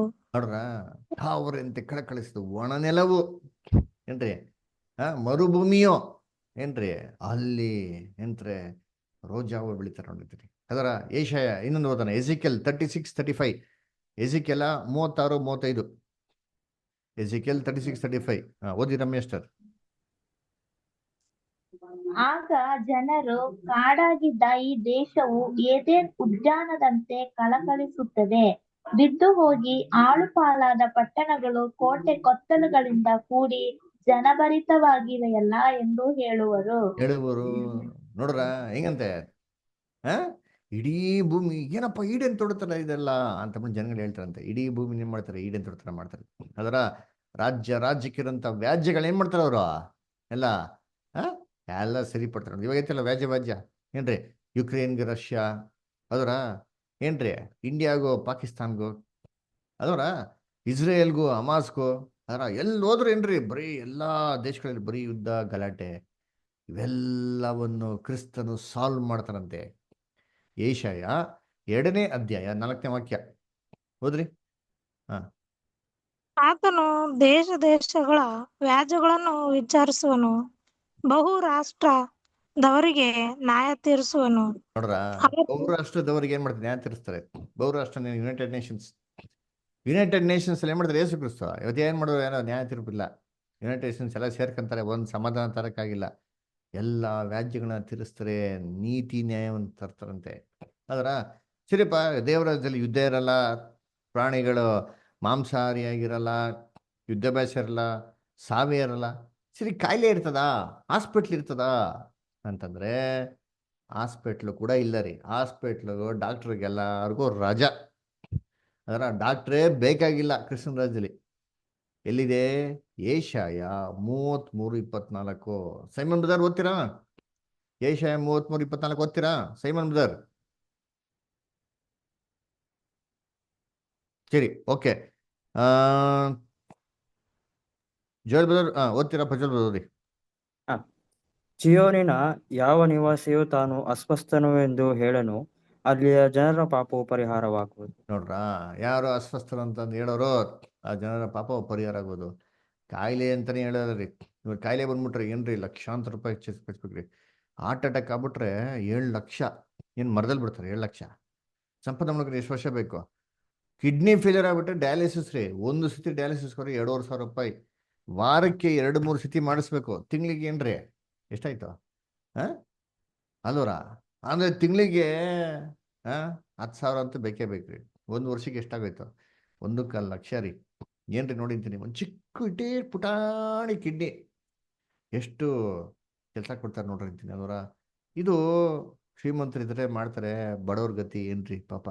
ಅಮಾಯಕರು, ದುಡ್ಡಿರಲ್ಲ, ಎಷ್ಟೋ ಜನ ಎಷ್ಟೋ ನೋವು ನರಳಾಟನ ಸತ್ತೋಗ್ಬಿಡ್ತಾರೆ. ಎಂತೆಂಥ ಕಾಯಿಲೆಗಳು, chikungunya, dengue, COVID, Ebola, H1N1, ಅದರ ಒಂದಲ್ಲ ಒಂದು ರೀತಿಯಲ್ಲಿ ಕಾಯಿಲೆಗಳು ಬರ್ತಾನೆ ಇದೆ. ಕ್ರಿಸ್ತನ್ ರಾಜ್ಯದಲ್ಲಿ ಇವೆಲ್ಲ ಯಾವುದು ಇರಲ್ಲ. ಅದರ ಏನ್ ಸಮಾಧಾನ, ಶಾಂತಿ. ಎಲ್ಲಾರು ಸತ್ತೋರು ಎದ್ದು ಬರ್ತಾರೆ. ಎಲ್ಲರೂ ಸತ್ತೋರು ಎದ್ದು ಬಂದ್ಬಿಟ್ರೆ, ಬ್ರದರ್ ಜಾಗ ಇಲ್ಲಿ ಬ್ರದರ್. ಅದರ ಜಾಗ ಇದೆಯಾ ಅಂದ್ರೆ ಎಸ್, ಜಾಗ ಇರ್ತಾರ್ರಿ. ಅದರ ಎಲ್ಲರೂ ಕೇಳೋದಿದೆ ಪ್ರಶ್ನೆ, ಬ್ರದರ್ ಸತ್ತೋರ್ಲಿ ಎದ್ದು ಬಂದ್ಬಿಟ್ರೆ ಭೂಲೋಕದಲ್ಲಿ ಜಾಗ ಇದೆಯಾ ಅಂದ್ರೆ ಎಷ್ಟು ಜಾಗ ಇದೆ? ಎಷ್ಟಪ್ಪ ಜಾಗ ಇದೆ ಅಂತಂದ್ರೆ ನಾವು ಲೆಕ್ಕ ಹಾಕೊಂಡು ನೋಡಿರ್ತೀನಿ. ಆದಾಮಿಂದ ಹಿಡ್ದು ಯೇಸು ಕ್ರಿಸ್ತನ 2ನೇ ಬರಿಕೆವರೆಗೂ ಬೈಬಲ್ ಹೇಳೋದು 6,000 ವರ್ಷ ಆಗ್ತದೆ ಅಂತ ಹೇಳ್ತಾರೆ. ಆದಾಮನ ಸೃಷ್ಟಿ ಮಾಡಿದಾಗಿಂದ ಯೇಸು ಕ್ರಿಸ್ತನ 2ನೇ ಬರಿಕೆವರೆಗೂ 6,000 ವರ್ಷನೇ ಇರೋದಪ್ಪ ಅಂತ ಬೈಬಲ್ ಹೇಳ್ತಾರೆ ಸ್ಪಷ್ಟವಾಗಿ. ಅದನ್ನ ನಿಮ್ಗೆ ಪ್ರೂವ್ ಮಾಡಿ ನೋಡಿಸ್ತೀವಿ ನಾವು, ಓಕೆನಾ? ಅಂದ್ರೆ ಈ 6,000 ವರ್ಷದಲ್ಲಿ ಎಷ್ಟು ಜನಸಂಖ್ಯೆ ಇರ್ಬೋದು ಅಂತ ನಾವು ಒಂದು ಲೆಕ್ಕ ಹಾಕೋಣ. ನೋಡಿ, ಒಂದು ಜನರೇಷನ್ ಅಂತಂದ್ರೆ ಅಪ್ಪ ಮಗ ಮೊಮ್ಮಗ ಅಂತ ಹೇಳ್ತೀರಿ ಗೊತ್ತಾ? ಅದರ ಇದು ಒಂದು ಜನರೇಷನ್. ಅದರ ಸೊ 100 ವರ್ಷದಲ್ಲಿ ಎಷ್ಟಪ್ಪ ಜನರೇಷನ್ ಇರ್ಬೋದು ಅಂದ್ರೆ 4 ಜನರೇಷನ್ಸ್ ಇರ್ಬೋದು ಅಂತ ಹೇಳ್ತೀರಿ. ಅದರ ಅಂದ್ರೆ 25 ವರ್ಷಕ್ಕೆ ಒಂದು ಜನರೇಷನ್, ಓಕೆನಾ? ಸರಿ, 6,000 ವರ್ಷಕ್ಕೆ ಹಂಗಾರೆ ಎಷ್ಟಾಯ್ತು ಜನರೇಷನ್ನು ಅಂತ ನಾವು ನೋಡ್ಕೊ ಲೆಕ್ಕ ಹಾಕ್ಬೇಕು. ಅದಕ್ಕೆ ಏನ್ ಮಾಡ್ಬೇಕು ಅಂದ್ರೆ 6,000 ವರ್ಷ ಡಿವೈಡೆಡ್ ಬೈ 25 ಮಾಡಿದ್ರೆ ನಮ್ಗೆ 240 ಜನರೇಷನ್ ಏನಾಯ್ತು ಬಂತು. ಸರಿ, ಇವತ್ತಿರೋ ಜನರೇಷನ್ ಜನಸಂಖ್ಯೆ ಎಷ್ಟು ಅಂತ ನೋಡಿದ್ರೆ ಏನ್ರಿ 6 ಬಿಲಿಯನ್. ಇವತ್ತಿರೋ ಜನರೇಷನ್ಗೆ 6 ಬಿಲಿಯನ್ ಅಂದ್ರೆ 240 ಜನರೇಷನ್ಸ್ಗೆ ಎಷ್ಟು ಇರ್ಬೋದು ಅಂತ ನಾವು ಲೆಕ್ಕ ಹಾಕೊಂಡ ಅಂತಂದ್ರೆ ನಮ್ಗೆ 1,440 ಬಿಲಿಯನ್ ಬರ್ತದೆ. ಅಂದ್ರೆ 6,000 ವರ್ಷದಲ್ಲಿ ತುಂಬಾ ಏನ್ರಿ ಜಾಸ್ತಿ ಆದ್ರೂ ಸರಿ ಇಷ್ಟೇ ಜನಸಂಖ್ಯೆ ಇರೋದು ಅಂತ ಸತ್ಯವೇದದಲ್ಲಿ ಮಾಡ್ತಾರೆ, ಕ್ಲೀನಾಗಿ ಸ್ಪಷ್ಟವಾಗಿ ಕೊಡ್ತಾರೆ. ಅದರ ಕರ್ತನಲ್ಲಿ ಪ್ರೀತಿ ಅಂತ ಸೊರಸಗಳ ಯೋಚನೆ ಮಾಡಿ. ಆದಾಮ್ ಕಾಲದಲ್ಲೆಲ್ಲ ಯಾರು ಇರಲ್ಲ ರೀ. ಮೊದಲನೇ ಹೋಗ್ತಲ್ಲಿ ಎಷ್ಟು ಜನ ಇದ್ರು? ಎಲ್ಲ 1,000 ವರ್ಷ ಬದುಕಿರೋರು, 900 ವರ್ಷ ಬದುಕಿರೋರು, ತೀರೋಗ್ಬಿಟ್ಟಿರೋರು. ಈ ತರ ಇಷ್ಟೊಂದು ಜನಸಂಖ್ಯೆ ಇಲ್ಲೇ ಇಲ್ಲ. ಇವಾಗೇ ಪಾಪ್ಯುಲೇಷನ್ ಭೂಮಿ ಆಗಿರೋದು. ಅದರ ಒಂದು 200 ವರ್ಷ ಮುಂಚೆ ಹೋದ್ರೆ ಹಿಂಗಿತ್ತ ಜನರೇಷನ್ ಇಲ್ಲ. ಹಂಗಾರೆ ಏನೋ ಏನ್ರಿ ಇವಾಗ ಜನರೇಷನ್ ಜಾಸ್ತಿ ಆಗಿರತ್ತ ಕಾಣಿಸ್ತದೆ ನಮಗೆ. ಸರಿ, ಇದ್ರೂ ಸರಿ ಇವೆಲ್ಲ ಅಂಕಿಗಳು ತೊಗೊಂಡ್ರು ಸರಿ ಇಡೀ ಜಗತ್ತಲ್ಲಿ ಬರೀ 1440 ಬಿಲಿಯನ್ಗಿಂತ ಜಾಸ್ತಿ ಜನ ಇರೋಕ್ಕೆ ಸಾಧ್ಯನೇ ಇಲ್ಲ. ಸರಿ, ಇವ್ರಿಗೆಲ್ಲ ಜಾಗ ಎಲ್ಲಪ್ಪ ಇದೆ ಅಂತ ಲೆಕ್ಕ ಹಾಕಿದ್ರೆ ನೋಡಿ 1 ಸ್ಕ್ವೇರ್ ಮೀಟ್ರ್ ಅದ್ರಲ್ಲಿ ಎಷ್ಟು ಜನ ನಿಂತ್ಕೊಬೋದಪ್ಪ ಅಂತಂದ್ರೆ ಖಂಡಿತವಾಗೂ ಆರಾಮಾಗಿ 4 ಜನ ಏನ್ ಮಾಡ್ಬೋದು, ಇದರಲ್ಲಿ ನಿಂತ್ಕೊಬೋದು. ಸಣ್ಣ ದಪ್ಪ ಇರೋರು ಅದೇನ್ ಮಾಡೋದು, 4 ಜನ ನಿಂತ್ಕೊಬೋದು. ಸರಿ, 1 ಸ್ಕ್ವೇರ್ ಮೀಟ್ರು 4 ಜನಕ್ಕೆ ಸಾಕು ಅಂತಂದ್ರೆ ಈ 1440 ಬಿಲಿಯನ್ ಜನಗಳಿಗೆ ನಿಂತ್ಕೊಳಕ್ಕೆ ಎಲ್ಲಪ್ಪ ಜಾಗ ಸಾಕು ಅಂತ ನೋಡಿದ್ರೆ ಜಸ್ಟ್ ನಮ್ಮ ಆಂಧ್ರ ಪ್ರದೇಶ ಸಾಕ್ರಿ. ಆಂಧ್ರ ಪ್ರದೇಶ ಎಷ್ಟಿದೆ ಏರಿಯಾ ಎಲ್ಲ ತಗೊಂಡಂದ್ರೆ ಬರೀ ಎಲ್ಲ ಸತ್ತೋಗಿರೋ ಜನಗಳು ಪುನರ್ತನಕ್ಕೆ ಬಂದರೆ ಅಷ್ಟು ಜಾಗ ಮಾತ್ರ ಸಾಕು. ಮತ್ತೆ ಜಗತ್ತಲ್ಲಿ ಎಷ್ಟಿದೆ ಜಾಗ ಅಲ್ವರ ಅವ್ರಿಗೆ ಅವ್ರಿಗೆಲ್ಲರಿಗೂ ಜಾಗ ಇದೆ. ಎಲ್ಲರೂ ಏನ್ ತಿಳ್ಕೊಂಬಿಟ್ರೆ ಭೂಲೋಕದಲ್ಲಿ ಓವರ್ ಪಾಪ್ಯುಲೇಷನ್ ಆಗ್ಬಿಡ್ತಂತ. ಓವರ್ ಪಾಪ್ಯುಲೇಷನ್ ಇಲ್ಲೇ ಇಲ್ಲ ರೀ. ಬೈಬಲ್ ಹೇಳ್ತಾರೆ, ಓದ ನೋಡಿ, ಆದಿಕಾಂಡ 1:28. ಆದಿಕಾಂಡ 1:28. ಜೋಸಫ್ ಬ್ರದರ್ ಓದ್ತೀರಾ?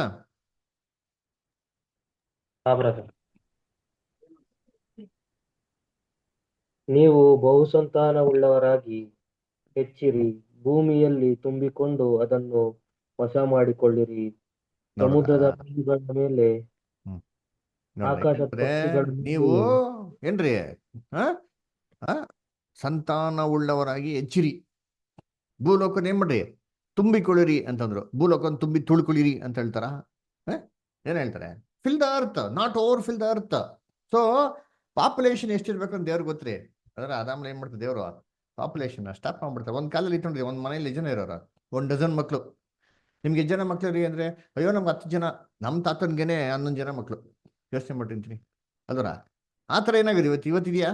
ಇವತ್ತೇನಂತಾರೆ, ಅಯ್ಯೋ V1 hours 1 ಅಂತ ಬಿಟ್ಟು ಕೇಳಿದ್ರ ಒಂದು ಜಮಾನಲ್ಲಿ, V2 hours 2, ಆಮೇಲೆ V1 hour 1 ಅಂತ ಬಿಡ್ತು. ಇವಾಗ ಏನಾಗ್ಬಿಡಿದೆ V1 hours none. ಹಂಗೆ ಬಿಡಿ ಜನಗಳಿಗೆ, ಅಯ್ಯೋ ಮಕ್ಳೇ ಬೇಡಪ್ಪ, ಒಂದು ಮಗು ಸಾಕಪ್ಪ ಅಂತ ಬಿಟ್ಟು ಅವ್ನು ಸಾಕೋದೇ ಬೇಜಾರಾಗುತ್ತೆ. ಹಂಗೈತೆ ಇವತ್ತು ಜನಾಂಗ. ಅದರಿಂದ ಭೂಲೋಕದಲ್ಲಿ ಓವರ್ ಪಾಪ್ಯುಲೇಷನ್ ಯಾವತ್ತಾಗಕ್ಕೆ ಸಾಧ್ಯ ಇಲ್ಲ ರೀ. ದೇವ್ರು ಏನ್ ಮಾಡ್ತಾರೆ, ಕರೆಕ್ಟಾಗಿ ಪಾಪ್ಯುಲೇಷನ್ ಕಂಟ್ರೋಲ್ ಮಾಡ್ತಾರೆ. ಸರಿ, ಎಲ್ಲರಿಗೂ ಜಾಗ ಎಲ್ಲಪ್ಪ ಇದೆ ಅಂತಂದ್ರೆ ಲೆಕ್ಕ ಹಾಕೊಂಡ ಒಬ್ಬೊಬ್ರಿಗೆ 1 ಸ್ಕ್ವೇರ್ ಏಕರ್ ಜಾಗನ ಏನ್ ಮಾಡ್ತಾರೆ, ಮೀಸಲಾಗಿ ಕೊಡ್ತಾರೆ. ಪುನರ್ತನಕ್ಕೆ ಬರೋಂಥ ಪ್ರತಿಯೊಬ್ಬ ಮನುಷ್ಯನ್ಗೆ, ಕುಟುಂಬ ಅಂತ ಹೇಳ್ತಲ್ಲ ಅಂದ್ರೆ 1 ಸ್ಕ್ವೇರ್ ಏಕರ್ ಏನ್ರಿ, 1 ಸ್ಕ್ವೇರ್ ಏಕರ್ ಅಂದ್ರೆ ಏನ್ರಿ ಎಷ್ಟು ದೊಡ್ಡ ಆಯ್ತು ಅಲ್ವರ? 1 ಎಕರೆ ಒಬ್ಬೊಬ್ರು ಕೊಟ್ರೆ ಹೆಂಗಿರ್ಬೋದು?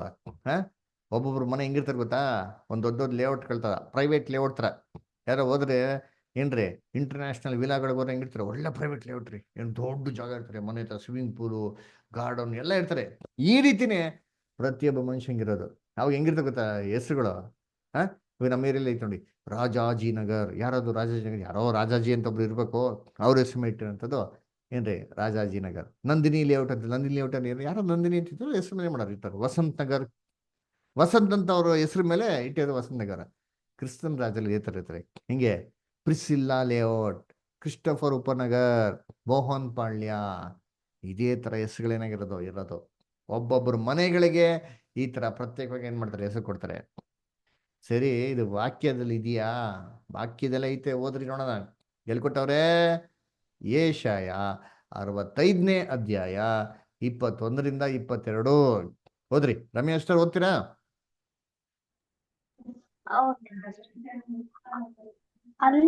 ಅಲ್ಲಿನ ಜನರು ತಾವು ಕಟ್ಟಿದ ಮನೆಗಳಲ್ಲಿ ತಾವೇ ವಾಸಿಸುವರು, ತಾವು ಮಾಡಿದ ತೋಟಗಳ ಫಲವನ್ನು ತಾವೇ ಅನುಭವಿಸುವರು. ಒಬ್ಬನು ಕಟ್ಟಿದ ಮನೆಯಲ್ಲಿ ಬೇರೊಬ್ಬನು ವಾಸಿಸಾನು, ಒಬ್ಬನು ಮಾಡಿದ ತೋಟದ ಫಲವು ಇನ್ನೊಬ್ಬನಿಗೆ ವಶವಾಗದು. ನನ್ನ ಜನರ ಆಯುಸ್ಸು ವೃಕ್ಷದ ಆಯುಸ್ಸಿನಂತಿರುವುದು, ನನ್ನ ಆಪ್ತರು ತಮ್ಮ ಕೈ ಕೆಲಸದ ಆದಾಯವನ್ನು ಪೂರಾ ಅನುಭವಿಸುವರು. ನೋಡ್ರ, ತಾನು ಕಟ್ಟಿಂತ ಮನೆಯಲ್ಲಿ ತಾನೇ ವಾಸ ಮಾಡೋರು, ಬಾಡಿಗೆ ಮನೆಯಲ್ಲಿ ಎಲ್ಲರಿಗೂ ಸ್ವಂತ ಮನೆ ರೀ. ತಾನು ಹಾಕಿದಂತ ದ್ರಾಕ್ಷ ತೋಟ ತಾನೇ ವಾಸ ಮಾಡ್ತಿದ್ದಾರೆ. ಮತ್ತೊಬ್ರು ಏನ್ರಿ ಕೇಡು ಮಾಡೋರು, ಹಾನಿ ಮಾಡೋರಿ, ಎಲ್ಲರಿಗೂ ಸ್ವಂತ ಮನೆ ರೀ, ದೊಡ್ಡದಾಗಿರ್ತಾರೆ. ಈ ತರ ದೇವರಾಜ್ಯ ಭೂಲೋಕದಲ್ಲಿ ದೇವ್ರ ಸ್ಥಾಪನೆ ಮಾಡೋರಿ.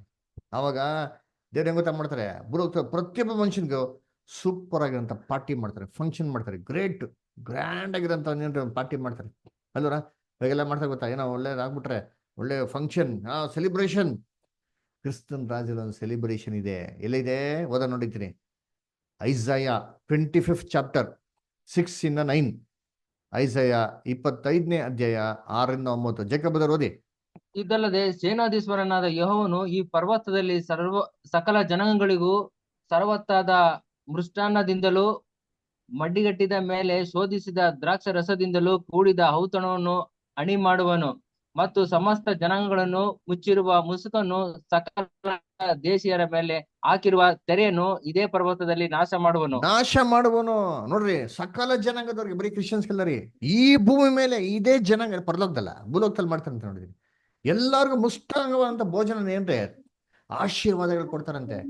ಎಲ್ಲಾ ಜನಗಳಿಗೆ ಹಾಕಿದಂತ ಮುಸ್ಕು, ಏನ್ ಮುಸ್ಕು ಸೈತಾನ್ ಹಾಕಿದ ಗೊತ್ತಾ? ಈ ಪ್ರಪಂಚ ದೇವ್ರು ಎಲ್ಲಾ ಕಣ್ಗಳನ್ನ ಮುಚ್ಚಿ ಮಾಡಿದನು, ಮಂಕ್ ಮಾಡಿದಾನೆ, ಮುಸ್ಕು ಇದನ್ನ ತೆಗೆದಾಕ್ತಾರಂತೆ ನೋಡ್ರಿ. ಆಮೇಲೆ ನೆಕ್ಸ್ಟ್ ಬದರ್ ಕಂಟಿನ್ಯೂ ಮಾಡಿ. ಮರಣವನ್ನು ಕರೆಕ್ಟ್ ಓದಿ, ಸೂಪರ್. ಮರಣವನ್ನು ಶಾಶ್ವತವಾಗಿ ನಿನ್ನ ಅಂಡರ್ಲೈನ್ ಮಾಡ್ಕೊಳ್ರಿ, ಮರಣವನ್ನು ಪರ್ಮನೆಂಟ್ ಆಗಿ ತೆಗಿತಾರಂತೆ ನೋಡ್ರಿ. ಮುಖದಲ್ಲಿ ಮರಣವನ್ನು ಪರ್ಮನೆಂಟ್ ಆಗಿ ತೆಗಿತಾರಂತೆ. ಅಂಡರ್ಲೈನ್ ಮಾಡ್ಕೊಳ್ರಿ, ಮರಣನೇ ಇರಲ್ಲ, ಸಾವೇ ಇರಲ್ಲ. ಆಮೇಲೆ ನೆಕ್ಸ್ಟ್ ಬದರ್. ಕರ್ತನಾದ ಯೆಹೋವನು ಎಲ್ಲರ ಮುಖದಲ್ಲಿನ ಕಣ್ಣೀರನ್ನು ಒರೆಸಿ ಬಿಡುವನು, ತನ್ನ ಪ್ರಜೆಯ ಅವಮಾನವನ್ನು ಭೂಮಂಡಲದಿಂದಲೇ ತೊಲಗಿಸುವನು. ಯೆಹೋವನೇ ಇದನ್ನು ನುಡಿದಿದ್ದಾನೆ. ನೋಡ್ರ, ಎಲ್ಲಾರ ಕಣ್ಣೀರ್ನ ಒರೆಸ್ಬಿಡ್ತಾರೆ, ಅವಮಾನ ತೆಗೆದ್ಬಿಡ್ತಾರೆ. ಏನ್ರಿ ಕಣ್ಣೀರು? ಸತ್ರೆ ಏನ್ ಕಣ್ಣೀರ್ತಾರೆ ಗೊತ್ತಾ? ಮನುಷ್ಯನ ಕಣ್ಣೀರು ಏನ್ ಮಾಡೋದು ಒರ್ಸಕ್ಕಾಗ್ರಿ? ಅಪ್ಪ ಅಳ್ಬೇಡಪ್ಪ, ಒಂದ್ ರೂಮ್ ಎಲ್ಲ ಚಿನ್ನ ಕೊಡ್ತೀನಪ್ಪ ಕಂದ ಅಂದ್ರೆ ಏನ್ ಮಾಡ್ತಾವ್ರು? ಇಲ್ಲ, ನನ್ಗ್ ಬೇಡ, ನನ್ಗೇನ್ ಬೇಕು? ಸತ್ತೋದವ್ರಿಗೆ ಬರ್ಬೇಕು. ನೋಡಿದ್ರ ಮೊನ್ನೆ ಕಾಶ್ಮೀರ ಹೊಡೆದಾಕೋರು ಗೊತ್ತಾ? ಆ ಮಗ ಅವ್ರ ಅಪ್ಪನ ಹೋಗ್ಬಿಟ್ಟು ಕೇಳ್ತಾನೆ, ಅಪ್ಪ ಅಯ್ಯೋ you my best friend, I can't live without you, come back daddy ಅಂತ ಹೇಳ್ತಾನೆ. ಎಷ್ಟು ದುಃಖ ಆಗಿರ್ಬೇಕು ಅಂದ್ರೆ, ಕಣ್ ಮುಂದೆ ಅವ್ರ ಅಪ್ಪನ ಹೊಡೆದ್ಬಿಟ್ಟ ಅಂತದೆ, ಪಾಯಿಂಟ್ ಬ್ಲಾಂಕ್ ಅಲ್ಲಿ. ಬಿಟ್ಬಿಡಪ್ಪ ದಯವಿಟ್ಟು ಅಂತ ಕೇಳಿದ್ ಬಿಡ್ತಾ ಇಲ್ಲ, ನನ್ನ ಓಲಿ ಸಾಯಿಸ್ಬಿಡೋದು, ಇನ್ನೂ ಸಾಯಿಸಲ್ಲಂತೆ. ಏನ್ರಿ ದುಃಖ? ಸತ್ತವ್ರು ಎದ್ ಬಂದ್ರಿ, ಹಿಂಗಿರ್ಬೇಕ್ರಿ. ಕಣ್ಣೀರ್ನೆಲ್ಲ ಏನ್ ಮಾಡ್ತಾರೆ? ದೇವ್ರು ಒರೆಸ್ತಾರ್ರಿ. ಏನೇ ಮಾಡ್ಲಿ ರೀ, ಕಣ್ಣೀರು ಒರ್ಸಕ್ಕಾಗಲ್ಲ ರೀ, ಅಲ್ವರ? ಪಾಪ ಮಿಲಿಟರಿ ಆಫೀಸರು ಜಸ್ಟ್ 1 ವೀಕ್ ಆಗಿದ್ದಾರೆ ಮದುವೆ ಆಗಿ. ಅವಮ್ಮ ಏನು ದುಃಖ ಪಡ್ತಲ್ರಿ. ಶಿಸ್ ಟೋಟ್ಲಿ ಬ್ಲ್ಯಾಂಕ್, ಚೌದ್ ಪಕ್ಕದಲ್ಲಿ ಹಂಗೆ ಕೂತವ್ರಿ. ಏನ್ ಮಾಡ್ಬೇಕು ಗೊತ್ತಾಗ್ತಲ್ಲ, ಏನು ಹಿಂಗಾಗೋಯ್ತಲ್ಲ, ಅಯ್ಯೋ ಏನು ದೇವ್ರೆ, ಏನಾಯ್ತು ದೇವ್ರೆ, ಯಾಕೆ? ಪ್ರಶ್ನೆ. ಕಣ್ಣೀರು ಒರ್ಸಕ್ಕೆ ಯಾರು ಇಲ್ಲ. ಏನು ಏನ್ ಮಾಡ್ತಾರೆ? ಸಮಾಧಾನ ಮಾಡ್ಕೊಂತ ಹೇಳ್ತಾರೆ. ಏನ್ ಸಮಾಧಾನ ಮಾಡ್ಕೊಳ? ಸತ್ತೋಗ್ಬಿಟ್ರೆ ಏನ್ ಮಾಡನ್ರಿ? ಏನ್ರಿ ಕಣ್ಣೀರು ಎಷ್ಟು ಹೊಡಿಸ್ತಾರೆ? ಬಿಕ್ಕಿ ಬಿಕ್ಕಿ ಹೇಳ್ತಾ ಇರ್ತಾರೆ. ದೇವರಾಜ್ಯಲ್ಲೆಲ್ಲ ಕಣ್ಣೀರು ಎಸ್ತಾರೆ. ಸತ್ತೋರ್ನ ವಾಪಸ್ ಮನೆಗೆ ಕರ್ಕೊಂಡ್ಬಿಡ್ತಾರೆ. ಯೋಚನೆ ಮಾಡ್ರಿ ಇದ್ದೀನಿ. ಅಣ್ಣವ್ರು ಸತ್ಬೇಕಾರೆ ಇದ್ರ ನೋಡಿದ್ರ? ಅಣ್ಣವ್ರು ಸತ್ಬೇಕಾರೆ, ಡಾಕ್ಟರ್ ರಾಜ್ಕುಮಾರ್ ಸತ್ಬೇಕಾರೆ ಹೆಂಗಿತ್ತು? ಏನ್ರಿ ಅಣ್ಣವ್ರು ಶವ ಗಾಡಿಲಿ ಎತ್ಕೊಂಡು ಹೋಗ್ತಾರೆ, ಜನಗಳು ರಾಶಿ, ಸಮುದ್ರ, ಜಾಗನೇ ಇಲ್ಲ, ಕುಟುಂಬದವ್ರಿಗೆ ಹೋಗ್ಬಿಟ್ಟಿಲ್ಲ ಜಾಗ. ಅಷ್ಟೊಂದು ಏನ್ರಿ ಅಭಿಮಾನಿಗಳ ಒಂದು ಪ್ರೀತಿ. ಇದೇ ಅಣ್ಣವರು ಜೀವಂತವಾಗಿ ಹಂಗೆ ಎದ್ ಬಂದ್ಬಿಟ್ರಿ, ಹೆಂಗಿರ್ತಾರ್ರಿ ಅಲ್ವರ? ಏನು ಖುಷಿ, ಯೋಪ್ಪ ಅಲ್ವರ? ಅದನ್ನೇ ದೇವರಾಜ್ಯದಲ್ಲಿ ಮಾಡೋದು.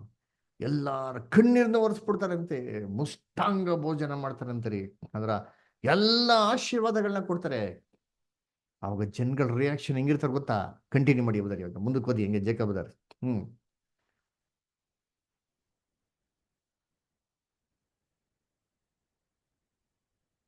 ಇಲ್ಲಿ ಜೇಕಬದರ್ಲಿ ಏನಿದ್ದೀರಾ?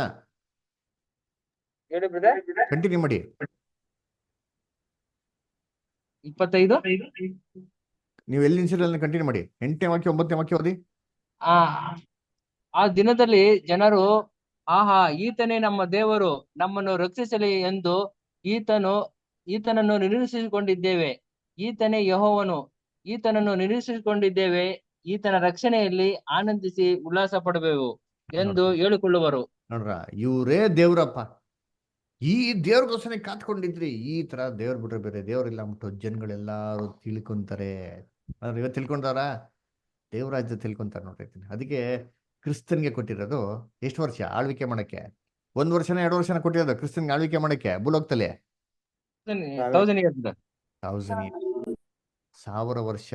ಗೊತ್ತಾಯ್ತಾ ಏನಕ್ಕೆ 1000 ವರ್ಷ ಅಂತ? 1000 ವರ್ಷದ ಪಾಠ ಕೇಳ್ತಾ ಇದ್ರಾ?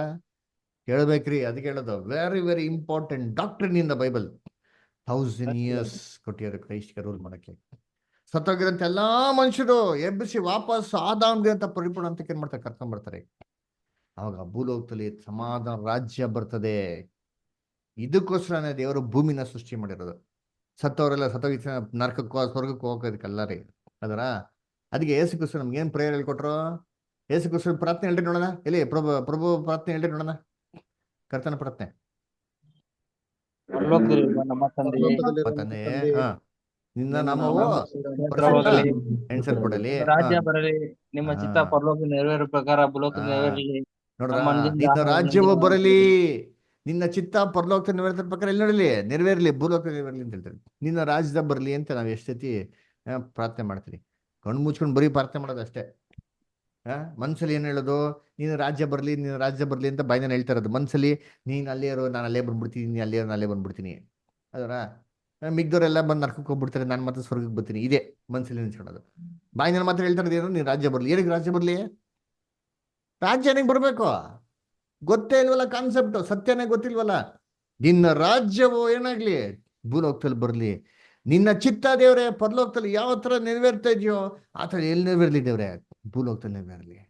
ಇದಕ್ಕೋಸ್ಕರ ನಿನ್ನ ರಾಜ್ಯ ಭೂಲೋಕದಲ್ಲಿ ಬರಲಿ ದೇವ್ರೆ. ಪರಲೋಕದಲ್ಲಿ ಕಣ್ಣೀರು, ಗೋಳಾಟ, ದುಃಖ ಏನೋ ಇದೆಯಾ? ಏನಿಲ್ಲ ರೀ, ಇವೆಲ್ಲ ಎಲ್ಲ ಇರಬೇಕು, ಭೂಲೋಕದಲ್ಲಿ ಇರಬೇಕು. ಇದಕ್ಕೋಸ್ಕರ ದೇವ್ರೆ ನಾವು ಪ್ರೇಯರ್ ಮಾಡ್ತಾ ಇದೀರಿ. ಅರ್ಥನೇ ಇಲ್ದರೆ ಅವತ್ತು ಎಷ್ಟು ಜನ ಪ್ರೇಯರ್ ಮಾಡ್ತಾರೆ ನೋಡಿರ್ತೀನಿ. ನಿನ್ನ ರಾಜ್ಯವು ಬರುವುದಾಗೆ, ನಿನ್ನ ಚಿತ್ತ ಪರಲೋಕದಲ್ಲಿ ಹೇಗ್ ನೆರವೇರ್ತಾ ಇದೆಯೋ, ಕಣ್ಣೀರು, ಗೋಳಾಟ, ಮೋಸ, ವಂಚನೆ ಏನೂ ಇಲ್ಲ ನೋಡ್ರಿ ಅಂತೀನಿ. ಇವೆಲ್ಲ ಭೂಲೋಕದಲ್ಲಿ ಬರ್ಬೇಕು ದೇವ್ರೆ. ಸತ್ತವರೆಲ್ಲ ಎದ್ದು ಬರ್ಬೇಕು ದೇವ್ರೆ. ಸಮಾಧಿಯಿಂದ ಇರ್ಬೇಕು ದೇವ್ರೆ. ಇದಕ್ಕೋಸ್ಕರನೇ ದೇವ್ರು ನೋಡ್ರಿ ಮಾಡಿರೋದು ದೇವ್ರ ರಾಜ್ಯ. ಇದೇ ಕ್ರಿಸ್ತನ 2ನೇ ಬರುವಿಕೆಯಲ್ಲಿ ಆಗಂತ ಸಾಮ್ರಾಜ್ಯ, 1000 ವರ್ಷದ ಆಳ್ವಿಕೆ ಅಲ್ವರ. ಅದಕ್ಕೆ ನೋಡ್ರಿ ಅಂತೀನಿ, ಮನುಷ್ಯನ ಏನಕ್ಕೆ ಸೃಷ್ಟಿ ಮಾಡೋದು? ಪರದಕ್ಕೆ ಹೋಗೋದಕ್ಕೆ. ಎಲ್ಲಾರು ತಿಳ್ಕೊಂಡ್ಬಿಡ್ತಾರೆ, ಸತ್ತಿದ ತಕ್ಷಣ ನರಕಕ್ಕೆ ಹೋಗ್ಬಿಡ್ತೀನಿ, ಇಲ್ಲ ಸ್ವರ್ಗಕ್ಕೆ ಹೊಟ್ಟೈತೀನಿ, ಪರ್ಲಕ್ಕೆ ಹೊಟ್ಟೈತೀನಿ ಅಂತ. ಏನು ಬೈಬಲ್ ಹೇಳ್ತದೆ? ಬೈಬಲ್ ತೆಗೆದು ಓದ್ಬೇಕಲ್ವಾ? ಓದಿಂತೀನಿ. ಕೀರ್ತನೆ 115:16 ಓದಿ ಯಾರಾದ್ರ. ಕೀರ್ತನೆ 115:16 ಓದಿ. ಪರಲೋಕವು ಯೆಹೋವನದು, ಪರಲೋಕವು ಯೆಹೋವನದು, ಭೂಲೋಕವು ಯಾರು ಕೊಟ್ಟಿದ್ದಾರೆ? ಭೂಲೋಕವನ್ನು ನರಸಂತಾನಕ್ಕೆ ಕೊಟ್ಟಿದ್ದಾನೆ. ಪರಲೋಕ ಅವ್ರು ಕೊಟ್ಟಿರೋದ್ರೆ ನಮ್ಮನ್ನೆಲ್ಲ ಟೇಕ್ ಆಫ್ ಕೊಡೋದಕ್ಕಲ್ಲ. ಇಡೀ ಮನುಷ್ಯನೆಲ್ಲ ಸತ್ತೋಗಿ ಪರಲೋಕ ಹೋಗ್ಬಿಡಕ್ಕೆ. ಅದು ಸ್ಪೆಷಲ್ ಕ್ಲಾಸ್ ಆಫ್ ಪೀಪಲ್ ಮಾತ್ರ ಹೋಗೋದು. ಯೇಸು ಕ್ರಿಸ್ತ ಹೇಳ್ತಲ್ಲ, ನಾನಿರುವಲ್ಲಿ ನೀವು ತೆಗಿರ್ಬೇಕು ಅಂತ ನಾನು ಆಸೆ ಪಟ್ಟಿದ್ದೀನಿ. ನಾನು ಹೋದ್ರೆ ಸ್ಥಳ ಸಿದ್ಧ ಮಾಡ್ಕೊಂಡು ನಿಮ್ಮನ್ನು ಕರ್ಕೊಂಡು ಹೋಗ್ತೀನಿ ಅಂದ್ರೆ, ಲೋಕದನ್ನೆಲ್ಲ ಕರ್ಕೊಂಡು ಹೋಗ್ತೀನಿ ಅಂದ್ರೆ ಗೊತ್ತಲ್ಲ. ಹಂಗೆ ತಿಳ್ಕೊಂಬಿಟ್ಟಿರೋದು. ಇಲ್ಲಿ ಲಕ್ಸುರಿಯಸ್ ಆಗಿ ಬೆಂಚ್ ಕಾರಲ್ಲಿ ತಿರ್ಗಾಡ್ಕೊಂಡು ಜಾಲಿಯಾಗೆಲ್ಲ ಟ್ರಿಪ್ ಹೊಡೆದ್ಬಿಟ್ಟು ಎಂಜಾಯ್ ಮಾಡ್ತಾ ಇರೋದಂತೆ. ಸತ್ತೋಗ್ಬಿಡ್ಬೋದು ಅಂದ್ರೆ ಯೇಸು ಕ್ರಿಸ್ತನ ಹೆಸರು ಇಟ್ಕೊಂಡ್ಬಿಟ್ಟು. ಅದರ ಏನಂತ ಹೆಸರುಗಳು ಇಟ್ಕೊಂಡ್ಬಿಡೋದು? ಡ್ಯಾನಿಯಲ್ ಅಂತ ಇಟ್ಕೊಂಡ್ಬಿಡೋದು. ಇಲ್ಲೆಲ್ಲ ಚೆನ್ನಾಗೆಲ್ಲ ಫುಲ್ ಚೆನ್ನಾಗಿ ಗುಂಡು ಹಾಕಿರ್ತಾರೆ. ಸತ್ತೋಗ್ಬಿಟ್ಟು ಆಮೇಲೆ ಅವ್ರಿಗೆ ಅಂತ್ಯಕ್ರಿಯೆ ಮಾಡೋದು. ಇವತ್ತು ನಮ್ಮ ಪ್ರೀತಿಯ ಸಹೋದರ ಅಂತ ಡ್ಯಾನಿಯಲ್ ಅವರು ಪರಲೋಕದಲ್ಲಿದ್ದಾರೆ ಅಂತ. ಎಲ್ಲೋಯ್ತಾರೆ ಪರಲೋಕಕ್ಕೆ? ಇಂಥವ್ರೆಲ್ಲ ಪರಲೋಕಕ್ಕೆ ಹೋದ್ರೆ ಚೆನ್ನಾಗಿರ್ತದೆ? ನೀವು ಯೋಚನೆ ಮಾಡಿರ್ತೀನಿ. ಪರಲೋಕನ ಕೆಡಿಸ್ಬಿಡ್ತಾರೆ. ಅದಕ್ಕೆ ಹೇಳೋದು ದೇವರು, ಪರಲೋಕವು ಯೆಹೋವನದು. ಮನುಷ್ಯರಿಗೆ ಏನ್ ಮಾಡೋರೆ? ಭೂಮಿನ ಮಾಡೋರೆ, ಇಲ್ಲೇ ಇರಬೇಕು ಅಂತ.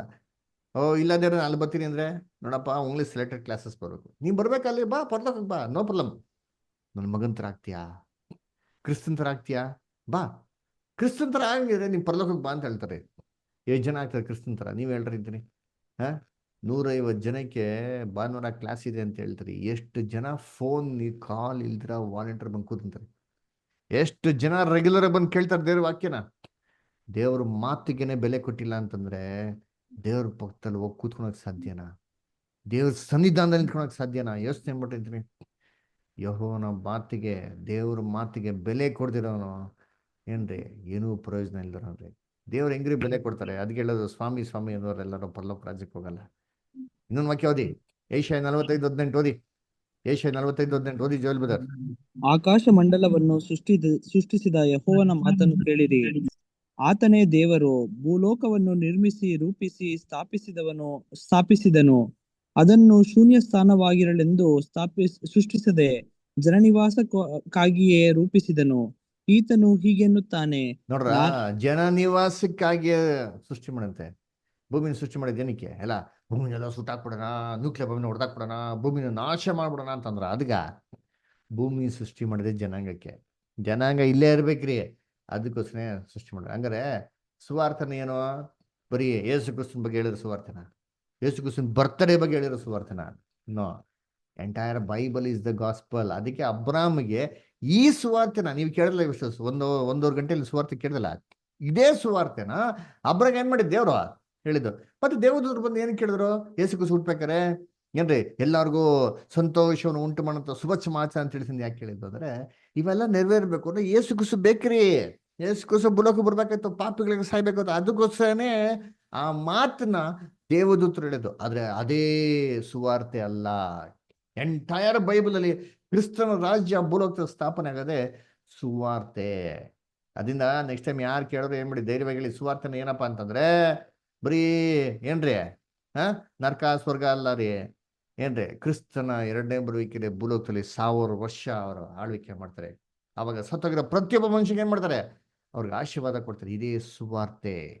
ಯಾಕಂದ್ರ ಎಲ್ಲ ಕರ್ತನಲ್ಲಿ ಪ್ರೀತಿ ಅನುಸರಿಸಗಳೇ, ವಾಕ್ಯನ ಕೇಳಿ ಯೂಟ್ಯೂಬ್ ಲಿಂಕ್ ಕಳಿಸ್ತೀರಿ, ದಯವಿಟ್ಟು ನೀವು ಅದನ್ನ ಚಾನಲ್ ಸಬ್ಸ್ಕ್ರೈಬ್ ಮಾಡಿ, ಶೇರ್ ಮಾಡಿ, ಎಲ್ಲ ಕ್ರೈಸ್ತ ಸಹೋದರ ಸಹೋದರಿಗಳಿಗೆ ಬಂಧು ಬಳಗದವ್ರಿಗೆ ಏನ್ ಮಾಡಿ ಹೇಳಿ, ಇಂಟ್ರೆಸ್ಟ್ ಇದೆಲ್ಲ ಏನ್ ಮಾಡಿ ಸೇರ್ಕೊಳ್ಳಿ ಆಯ್ತಾ. ಸೊ ಕೊನೆಯದಾಗಿ ಯಾರಿಗೇನೋ ಪ್ರಶ್ನೆ ಇದ್ರೆ ನೀವು ದಯವಿಟ್ಟು ಕೇಳಿ. ಆಮೇಲೆ ಮುಂದಿನ ವಾರ ಇಂಪಾರ್ಟೆಂಟ್ ಕ್ಲಾಸ್ ಇದೆ, ಕರೆಕ್ಟಾಗಿ 6:30ಗೆ ದಯವಿಟ್ಟು ಜಾಯ್ನ್ ಆಗಿ. Very very important class. ಅದರ ಸತ್ತ ಮೇಲೆ ಮನುಷ್ಯನ ಗತಿ ಏನು ಅಂತ ಪಾಠ. ಓಕೆನಾ? ಸರಿ, ಇವತ್ತವರೆಗೂ ನಾವು ತೊಗೊಂಡಂಥ ಪಾಠದಲ್ಲಿ ಯಾರಿಗೆ ಏನಾರ ಒಂದು ಡೌಟ್ ಇತ್ತು ಅಂದ್ರೆ, ಯಾವುದೇ ಥರದ ಒಂದು ಡೌಟ್ ಇತ್ತು ಅಂದ್ರೆ ದಯವಿಟ್ಟು ನೀವೇನು ಮಾಡಿ ನೀವು ಕೇಳಿ, ಅದ್ರ ಬಗ್ಗೆ ನಾವು ಕ್ಲಾರಿಫೈ ಮಾಡೋಣ. ಯಾರಿಗೇನೋ ಪ್ರಶ್ನೆ ಇದೆಯಾ? ಬ್ರದರ್, 1000 ವರ್ಷದಲ್ಲಿ ಹ್ಮ್. ಈ ವ್ಯವಸಾಯ ಮತ್ತೆ ಇದೆಲ್ಲ ಮಾಡೋದು ಅದೆಲ್ಲ ಕೆಲಸ ಇದೆ ಬ್ರದರ್, ಇದು ಹೇಳಿದಿರಲ್ಲ, ಹೌದು, ವ್ಯವಸಾಯ ಎಲ್ಲ ಇರ್ತಾರೆ ಬ್ರದರ್. ಅದು ಯಾವ ರೀತಿ ಬ್ರದರ್? ಯಾರಿಗೆ ಅದು ಯಾರು ಬ್ರದರ್? ಭೂಲೋಕದವ್ರಿಗೆ ಅಂತ ಹೇಳಿದಿರಲ್ಲ, ಆ ಜನಾಂಗಕ್ಕ ಅಥವಾ ಮರಳಿನ ಅಂತ ಜನಾಂಗಕ್ಕ, ಹೆಂಗ್ ಬ್ರದರ್ ಅದು? ಭೂಲೋಕದಲ್ಲಿ ಪುನರ್ತನಕ್ಕೆ ಬರ್ತಾರೆ ಗೊತ್ತಾ ಮನುಷ್ಯರು, ಓಕೆ ಅವ್ರ ಬ್ರದರ್. ಭೂಲೋಕದಲ್ಲಿ ಯಥಾ ಪ್ರಕಾರ ಇದೇ ತರ ಮನೆಗಳಲ್ಲಿ ವಾಸ ಮಾಡ್ತಾರೆ. ಈಗ ಓಕೆ, ಅವ್ರಿಗೆ ತಿನ್ನಕ್ಕೆ ಆಹಾರ ಬೇಕಲ್ವಾ? ಹೌದಾ? ಹಾ ಹಾ. ಆಹಾರನ ಏನ್ ಮಾಡ್ತಾರೆ, ವ್ಯವಸಾಯದ ಮುಖಾಂತರ ಮಾಡ್ತಾರೆ. ಓಕೆನಾ? ಇವಾಗಿರ ಒಂದು ಸಮಯಗಳ ತರ ಅದನ್ನ ಅಧಿಕವಾಗಿ ಏನ್ರಿ ಯುದ್ಧಾಭ್ಯಾಸಕ್ಕೆಲ್ಲ ಏನ್ ಮಾಡಕ್ ಹೋಗಲ್ಲ, ಕೊಡೋದಿಕ್ಕೆ ಹೋಗಲ್ಲ. ಅವ್ರು ಅಧಿಕವಾಗಿ ಯಾವ್ದಕ್ಕೆ ಕೊಡ್ತಾರೆ ಅಂತಂದ್ರೆ ವ್ಯವಸಾಯಕ್ಕೆ ಮುಖ್ಯತ್ವ ನೀಡಿದವಾಗ ಎಲ್ಲಾ ಮನುಷ್ಯರಿಗೂ ಸಾಕಷ್ಟು ಬೇಕಾದಂತ ಆಹಾರಗಳೇನಾಗ್ತಾರೆ, ಸಿಗ್ತಾರೆ. ಯಾಕಂದ್ರೆ ಸತ್ತವ್ರು ಎಲ್ಲರೂ ಎದ್ದು ಬರ್ತಾರಲ್ವಾ, ಜೀವಂತವಾಗಿರೋರು ಮಾತ್ರ ಅಲ್ಲ, ಹಳೆಯ ಕಾಲದ ಸತ್ತವರೆಲ್ಲ ವಾಪಸ್ ಭೂಲೋಕಕ್ಕೆ ಬಂದವಾಗ ಆಹಾರ ಬೇಕಲ್ವಾ, ಹೌದು. ಅದಕ್ಕೆ ದೇವ್ರ ವ್ಯವಸ್ಥೆ ಮಾಡ್ತಾರೆ. ಓಕೆನಾ? ಮತ್ತೆ ಪರಲೋಕದ ನಕ್ಷತ್ರ ಅಂತ ಇದ್ದಾರಲ್ಲ ಬ್ರದರ್, ಅವ್ರು ಹೆಂಗ್ ಬ್ರದರ್? ಅವ್ರಿಗೆ ಜೀವ ಬೇರೆನಾ ಅಥವಾ? ಅವ್ರು ಪರಲೋಕ ರಕ್ಷಣೆಗೆ ಹೋಗ್ತಾರಲ್ಲ, ಪರಲೋಕದಲ್ಲಿ ನಿಮ್ಗೆ ಅನ್ನ ಸಾಂಬಾರ್ ಬೇಕಾ, ಬೊಂಡ ಜಿಲೇಬಿ ಬೇಕಾ? ಹೌದಾ? ಹೌದಾ, ಬೇಕಾ? ಓಕೆ. ಒಂದೇ ರೀತಿ ಬೇರೆ ಬೇರೆ ರೀತಿ ಅಲ್ಲ ಬ್ರದರ್ ಅದು ಬಿಡಿಸೋದು ದೇವರು? ಹೌದೌದು. ಇವಾಗ ಪರಲೋಕ ರಕ್ಷಣೆ ಬೇರೆ, ಕರೆಕ್ಟ್ ಅಲ್ವಾ? ಹೌದೌದು. ಅವ್ರ ಆತ್ಮಿಕ ಶರೀರ, ಕರೆಕ್ಟ್ ಅಲ್ವಾ? ಹೌದೌದು, ಆತ್ಮಿಕ ರಕ್ಷಣೆ. ಮತ್ತೆ ಅವ್ರಿಗೆ ಇದೇ ತರ ಮಾಂಸಿಕ ದೇಹ ಇದೆಯಾ? ಇಲ್ಲ. ಓಕೆ ಬ್ರದರ್, ಇದು ಮಾಂಸಿಕದ ಬ್ರದರ್ ಇದಲ್ಲ, ನಮ್ಮ ಪುನರ್ತನ ಆದ್ಮೇಲೆ 1000 ವರ್ಷದಲ್ಲಿ ಎದ್ದೇಳ್ತೀವಲ್ಲ? ಭೂಲೋಕದಲ್ಲಿ ಬರೋ ಮನುಷ್ಯರು ಎಲ್ಲರಿಗೂ ಮಾಂಸಿಕ ದೇಹನೇ ಕೊಡೋದು. Okay okay. ಓಕೆನಾ? ಎರಡು ಕನ್ಫ್ಯೂಸ್ ಮಾಡ್ತೀವಿ. ಒಂದ್ ನಿಮಿಷ, ಕ್ಲಿಯರ್ ತಿಳ್ಕೊಳ್ಳಿ. ಎರಡು ರಕ್ಷಣೆಗಳು ಬೇರೆ ಬೇರೆ. ಎರಡು ಇದೆ ಅಂತ ಎರಡು ಬೇರೆ ಬೇರೆ ತಾನೆ? ಹೌದೌದು. ಸರಿ, ಇವಾಗ ಪರಲೋಕ ರಕ್ಷಣೆಗೆ ಇದೇ ಮಾಂಸಿಕ ದೇಹದಲ್ಲಿ ಪರಲೋಕ ಹೋಗ್ತಾರ? ಇಲ್ಲ. ದೇವದೂತರು ಹೆಂಗಿದ್ದಾರೆ? ಮಾಂಸಿಕ ದೇಹದಲ್ಲಿದ್ದೀರಾ, ಆತ್ಮಿಕ ಶರೀರದಲ್ಲಿದ್ದೀರಾ? ಆತ್ಮಿಕ ಶರೀರ ನಮ್ ತರ ಏನಿಲ್ಲ, ರಕ್ತ ಮಾಂಸ ಅವ್ರಿಗಿಲ್ಲ, ಕರೆಕ್ಟಾ? ಈ ತರ ದೇಹದಲ್ಲೇ ಸಭೆಗೆ ಮಾಡೋದು ಪರಲೋಕಕ್ಕೆ ಹೋಗೋದು. ಇದು ಪರಲೋಕ ರಕ್ಷಣೆ. ಓಕೆನಾ? ಪರಲೋಕಕ್ಕೆ ಹೋಗ್ಬಿಟ್ಟು ನಂಗೆ ಜಿಲೇಬಿ ಬೇಕು, ನಂಗೆ ಐಸ್ ಕ್ರೀಮ್ ಬೇಕು, ನಂಗೆ ಪಕೋಡ ಬೇಕು ಅನ್ನೋ ಸಿಕ್ಕಲ್ಲ, ಕರೆಕ್ಟ್ ಅಲ್ವಾ? ಅವಾಗ ಏನ್ ಮಾಡ್ತಾರೆ, ಆತ್ಮಿಕ ಶರೀರಕ್ಕೆ ತಕ್ಕಂತೆ ಆತ್ಮಿಕ ಮನಸ್ಸು ಏನಾಗಿರ್ಬೇಕು, ನಾವು ಸಿದ್ಧತೆಗಳು ಮಾಡ್ಕೊಬೇಕು. ಅದನ್ನೇ ಸಭೆ ಅಂತ ಪಾಠದಲ್ಲಿ ನೋಡಿದ್ ನಾವು, ಕರೆಕ್ಟಾ? ಸರಿ, ಇವಾಗ ಇದ್ ಬಿಟ್ಬಿಡಿ ಪರಲೋಕ ರಕ್ಷಣೆ. ನೆಕ್ಸ್ಟ್ ಭೂಲೋಕ ರಕ್ಷಣೆಗೆ ಬರ್ತಾರೆ. ಯಾರು ಬರ್ತಾರೆ? ಯಾರೆಲ್ಲ ಯೇಸು ಕ್ರಿಸ್ತನ ಅಂಗೀಕಾರ ಮಾಡಿಲ್ಲ ಅವರೆಲ್ಲ ಭೂಲೋಕ ರಕ್ಷಣೆಗೆ ಏನ್ ಮಾಡ್ತಾರೆ? ಎದ್ ಬರ್ತಾರೆ. ಇದೇ ಮಾಂಸದಲ್ಲಿ ಏನಾಗ್ತಾರೆ, ಇದೇ ದೇಹದಲ್ಲಿ ಎದ್ ಬರ್ತಾರೆ, ಕರೆಕ್ಟಾ? ಅವ್ರಿಗೆ ದೇವ್ರ ವಾಕ್ಯನ ಕೊಡ್ತಾರೆ. ದೇವ್ರ ವಾಕ್ಯನ ಕೊಡ್ತಾ ಅವ್ರ ದೇಹದಲ್ಲಿ ಏನಾಗ್ತಾರೆ, ಬದಲಾವಣೆ ಆಗ್ತಾರೆ, ವಯಸ್ಸು ಚಿಕ್ಕಾಗ್ತಾ ಬರ್ತಾರೆ. 30 ವರ್ಷಕ್ಕೆ ಬಂದು ನಿಂತ್ಕೊಂತಾರೆ. ಓಕೆನಾ? ಅವರು ಭೂಲೋಕದಲ್ಲಿರೋಂಥ ಎಲ್ಲಾ ಒಂದು ಸುಖಗಳನ್ನ ಅನುಭವಿಸ್ತಾರೆ. ಅವಾಗ ಏನ್ ತಿನ್ಬೇಕು ಹೊಟ್ಟೆಗೆ? ಅವರು ಕಾಯಿ ಪಲ್ಯ ತರಕಾರಿಗಳು ವ್ಯವಸಾಯ ಮಾಡ್ಕೊಂಡು ತಿನ್ಬೇಕು. ಓಕೆನಾ? Okay brother. ಹಂಗೆ ಆಯ್ಸ್ ಕಮ್ಮಿ ಆಗ್ತಾ ಇರ್ತಾರೆ ಬ್ರದರ್. 35 ಬರ್ತಿದ್ರೆ ಅವರೆಲ್ಲ ಹೆಂಗ್ ಬ್ರದರ್? ಅದು 30 ಲಾಸ್ಟ್. 30 ಯಾಕೆ ಲಾಸ್ಟ್ ಅಂದ್ರೆ ಪರಿಪೂರ್ಣವಾಗಿರೋ ಮನುಷ್ಯನ ಆಯುಸ್ಸು 30.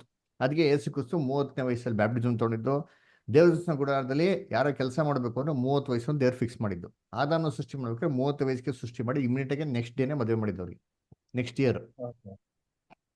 ಓಕೆನಾ? ಆಮೇಲೆ ಎಲ್ಲ ಸಾಯ್ಲೇಬೇಕಾ ಬ್ರದರ್? ಹಾ, ಆಮೇಲೆ ಎಲ್ಲ 30 ಆದ್ಮೇಲೆ ಎಲ್ಲ ಸಾಯ್ಬೇಕಾ ಎಲ್ರು ತಿರ್ಗಾ? ಯಾಕೆ ಸಾಯ್ತಾರೆ? ಪಾಪ ಇದ್ರ ತನ ಸಾಯ್ಬೇಕು? ಪಾಪನೇ ಇರಲ್ಲ ದೇವರಾಜ್ಯದಲ್ಲಿ. ಅವಾಗ ಸುಖವಾಗಿ ಭೂಲೋಕದ ಯುಗ ಯುಗಾಂತರ ಒಳಗೆ ಶಾಶ್ವತವಾಗಿ ಭೂಲೋಕದಲ್ಲಿ ಬದುಕ್ಬೋದು ಅದು. ಓಕೆ ಓಕೆ ಅದೇ ಬ್ರದರ್. ನಿತ್ಯ ಜೀವ. Okay okay. ಓಕೆನಾ? ನಿತ್ಯ ಜೀವ ಅಂತ ಹೇಳೋದು ಬೈಬಲ್ ಇದಕ್ಕೆ ಹೇಳೋದು. ಓ ಸರಿ ಸರಿ. 30 ವಯಸ್ಸು ಆತರ ಹಾ, ಕಡಿಮೆ ಆಗ್ತಾ ಬಂದು ಎಲ್ಲ 30 ವಯಸ್ಸಿಗೆ ಬರ್ತಾರೆ, ಭೂಲೋಕದಲ್ಲಿ ಸುಖವಾಗಿ ಸಂತೋಷವಾಗಿ ಹಂಗೆ ಬದುಕಿರ್ತಾರೆ, ಓಕೆ ಯುಗ ಯುಗಾಂತರಗಳು ಬದುಕ್ತಾರೆ. ಓಕೆ. ಮತ್ತೆ ಯೆಶಯ 9:6 ಇದೆ ಬ್ರದರ್, ನಿತ್ಯ ಪಿತಾ ಮತ್ತು ಅದ್ಭುತ ಸ್ವರೂಪನ್ ಅಂತ ಎಲ್ಲ ಅವ್ರಿಗೆ ಏನ್ ಅದು ಅದು ಅದು ಅದಕ್ಕೆ ಕ್ರಿಸ್ತನ್ಗೆ ಕೊಟ್ಟಿರೋಂಥ ಬಿರುದುಗಳು. ಅದ್ರ ಬಗ್ಗೆ ನಾವು ಓದೋಣ. ಅದಕ್ಕೆ ಸಪರೇಟ್ ಆಗಿ ಒಂದು ಕ್ಲಾಸ್ ಇದೆ. ಆ ಕ್ಲಾಸ್ ಓಕೆ ಬಂದಾಗ ಓಕೆ ನಾವು ಒಂದೊಂದು ಬಿರುದುಗಳು ಏನು ಅರ್ಥ ಅಂತ ನೋಡೋಣ. Okay. Thank you very much brother. Thank you. Okay, thank you. ಸರಿ, ಬೇರೆ ಯಾರಿಗೂ ಪ್ರಶ್ನೆ ಇದೆಯಾ ಬ್ರದರ್ ಸಿಸ್ಟರ್ಸ್? ಯಾರಿಗೂ ಕ್ವಶನ್ಸ್ ಇದೆಯಾ? ಆರೋಗ್ಯ ಸಮಯ ಬದರ್, ಪ್ರಸನ್ನ ಬದರ್ ಹೇಳಿ. ಬ್ರದರ್ ಅದೇ ಒಂದು ಡೌಟ್ ಯೋಹಾನ ಅವರ ವಿಷಯದಲ್ಲಿ. ಹೇಳ್ರಿ. ಇವಾಗ ವಾಕ್ಯದಲ್ಲಿ ಹೇಳ್ತಾರಲ್ಲ, ಇದು ಭೂಲೋಕದಲ್ಲಿ ಯೋಹಾನನಿಗಿಂತ ದೊಡ್ಡವನು ಯಾರು ಇಲ್ಲ, ಪರಲೋಕದಲ್ಲಿ ಹೋಗುವ ಚಿಕ್ಕವನು ಯೋಹಾನನಿಗಿಂತ ದೊಡ್ಡವನು ಅಂತ. ಅಲ್ಲಿಗೆ ಯೋಹಾನ್ ಪರಲೋಕಕ್ಕೆ ಹೋಗ್ತಾರ ಇಲ್ಲ ಬ್ರದರ್?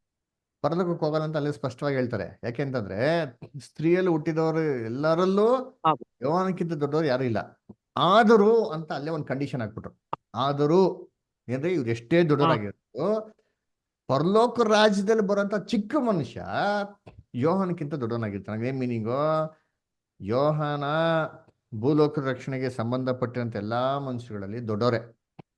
ಆದ್ರೆ ಪರಲೋಕ ರಾಜ್ಯಕ್ಕೆ ಬರ್ತಾರೆ ಗೊತ್ತಾ, ಕನಿಷ್ಠವಾಗಿರಂತ ಮನುಷ್ಯ, ತುಂಬಾ ಚಿಕ್ಕದಾಗಿರಂತ ಮನುಷ್ಯ, ತುಂಬಾ ಚಿಕ್ಕವನು, ಅವನು ಯೋಹಾನಕ್ಕಿಂತ ದೊಡ್ಡವನಾಗಿರ್ತಾನೆ. ಅವಾಗ ಏನ್ ಮೀನಿಂಗು? ಯೋಹಾನ ಭೂಲೋಕದಲ್ಲಿ ದೊಡ್ಡವರು, ಆದ್ರೆ ಪರಲೋಕ ರಕ್ಷಣೆಗೆ ಬರ್ಬೇಕಾದ್ರೆ ಅವ್ರಿಗೂ ಅದಕ್ಕೂ ಕಾಂಟ್ಯಾಕ್ಟ್ ಇಲ್ದಿರೋದ್ರಿಂದ ಅಲ್ಲಿಗೆ ಹೋಗೋದಿಕ್ಕೆ ಸಾಧ್ಯ ಇಲ್ಲ ಅಂತ ಅರ್ಥ. ಹಾ ಓಕೆ, ಅದು ಅರ್ಥ ಆಯ್ತು brother. Okay, good. ಸರಿ, ಬೇರೆ ಯಾರು? ರಮ್ಯಾ ಸರ್ ಏನೋ ಪ್ರಶ್ನೆ ಇದೆಯಾ? ಏನೋ ಕೇಳ್ತಾ ಇದ್ರಿ? ಫಸ್ಟ್ರೆ ಒಂದು ಸಣ್ಣ ಡೌಟ್, ತುಂಬಾ ದಿವಸ ಬರದೆ ಈಗ ಡೌಟ್ ಕೇಳ್ತಿದೀನಿ ಅಂತ ಮಾಡ್ಕೋಬೇಡಿ. ಪ್ರಕಟಣೆ 20:15 ಒಂದು ವಾಕ್ಯ, ಯಾವನ ಹೆಸರು ಜೀವಬಾಧ್ಯರ ಪಟ್ಟಿಯಲ್ಲಿ ಬರದಾಗಿ ಕಾಣಲಿಲ್ಲವೋ ಅವನು ಬೆಂಕಿಯ ಕೆರೆಗೆ ದೊಬ್ಬಲ್ಪಡುವನು ಅಂತ ಅಂತಲ್ಲ ಫಸ್ಟ್ರೆ. ಈಗ ನಾವು ಭೂಲೋಕದ ರಕ್ಷಣೆ, ಪರಲೋಕದ ರಕ್ಷಣೆ ಅಂತ, ಈ ಬೆಂಕಿಯಲ್ಲಿ ದೊಬ್ಬಲ್ಪಡುವವರು ಯಾರು ಅಂತ ಕರೆಕ್ಟಾ? ಹೌದು ಫಸ್ಟ್. Very good. ಅಲ್ಲಿ ಏನ್ ಕೊಟ್ಟಿದ್ರೆ ಏನ್ರಿ, ಅಲ್ಲಿ ಜೀವಬಾಧ್ಯರ ಪಟ್ಟಿಯಲ್ಲಿ ಹೆಸರು ಇಲ್ದಿರೋ ಅಂತ. ನಾವೇನ್ ಮಾಡಬೇಕು? ಜೀವಬಾಧ್ಯರ ಪಟ್ಟಿ ಅಂದ್ ಯಾವ್ದೋ ಆ ಹೆಸರು ಇಲ್ದಿರೋದು ಯಾರೋ, ಯಾಕೆ ಹೆಸರು ಬಂದಿಲ್ಲ ಅಂತ ನಾವೇನ್ ಮಾಡಕ್ ನೋಡ್ಬೇಕು. ಅದಕ್ಕೆ ಅಂತ ಒಂದು ಪಾಠ ಇದೆ. ಆ ಪಾಠ ಬರ್ಬೇಕಾದ್ರೆ ಈ ಒಂದು ಬೆಂಕಿಯ ಕೆರೆ ಅಂದ್ರೆ ಯಾರೋ, ಆ ಪಟ್ಟಿಯಲ್ಲಿ ಬರ್ದಿರೋದು ಯಾರು, ಯಾಕೆ ಬಂದಿಲ್ಲ ಅವರು ಅಂತೆಲ್ಲ ನೋಡೋಣ. ಅದರ ಆವಾಗ ನಮ್ಗೆ ಕ್ಲಿಯರ್ ಆಗಿ ಅರ್ಥ ಆಗ್ತದೆ. ಓಕೆನಾ? Okay first, thank you. Okay, ಕ್ಲಾಸಸ್ನ ರೆಗ್ಯುಲರ್ ಆಗಿ ಬನ್ನಿ, ಮಿಸ್ ಮಾಡಿದಿರಾ ಅವಾಗ ನಿಮ್ಗೆ ಕ್ಲೀನ್ ಆಗಿ ಇನ್ನೂ ಅರ್ಥ ಆಗ್ತದೆ. ಓಕೆನಾ? ಬರ್ತಾ ಇದ್ದೀರಾ? ಈಗ ಕಂಟಿನ್ಯೂ ಮಾಡಿ.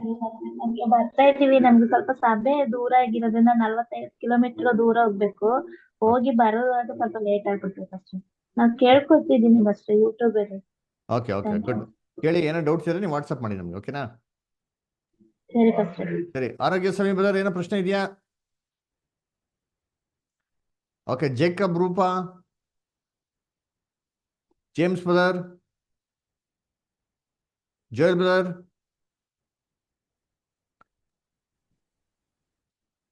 Joseph brother. ಇಲ್ಲ, ಏನಿಲ್ಲ ಬ್ರದರ್. Okay, Prajwal brother. ಇಲ್ಲ brother, thank you. Shweta sister ಹೇಳ್ರಿ. ಶ್ವೇತಾ ಸ್ಟರ್ ಹೇಳಿ. ಇಲ್ರಿ ಏನಿಲ್ಲ. Okay, Simon brother.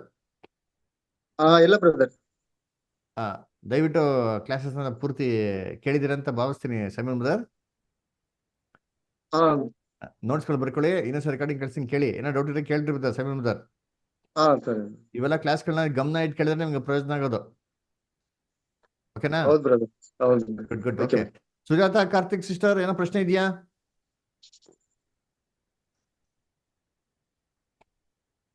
ಏನಿಲ್ಲ brother. Okay okay, thank you. Then good. So ಹಂಗಾರೆ ನಾವು ಮೀಟಿಂಗ್ ಏನು ಮಾಡೋಣ?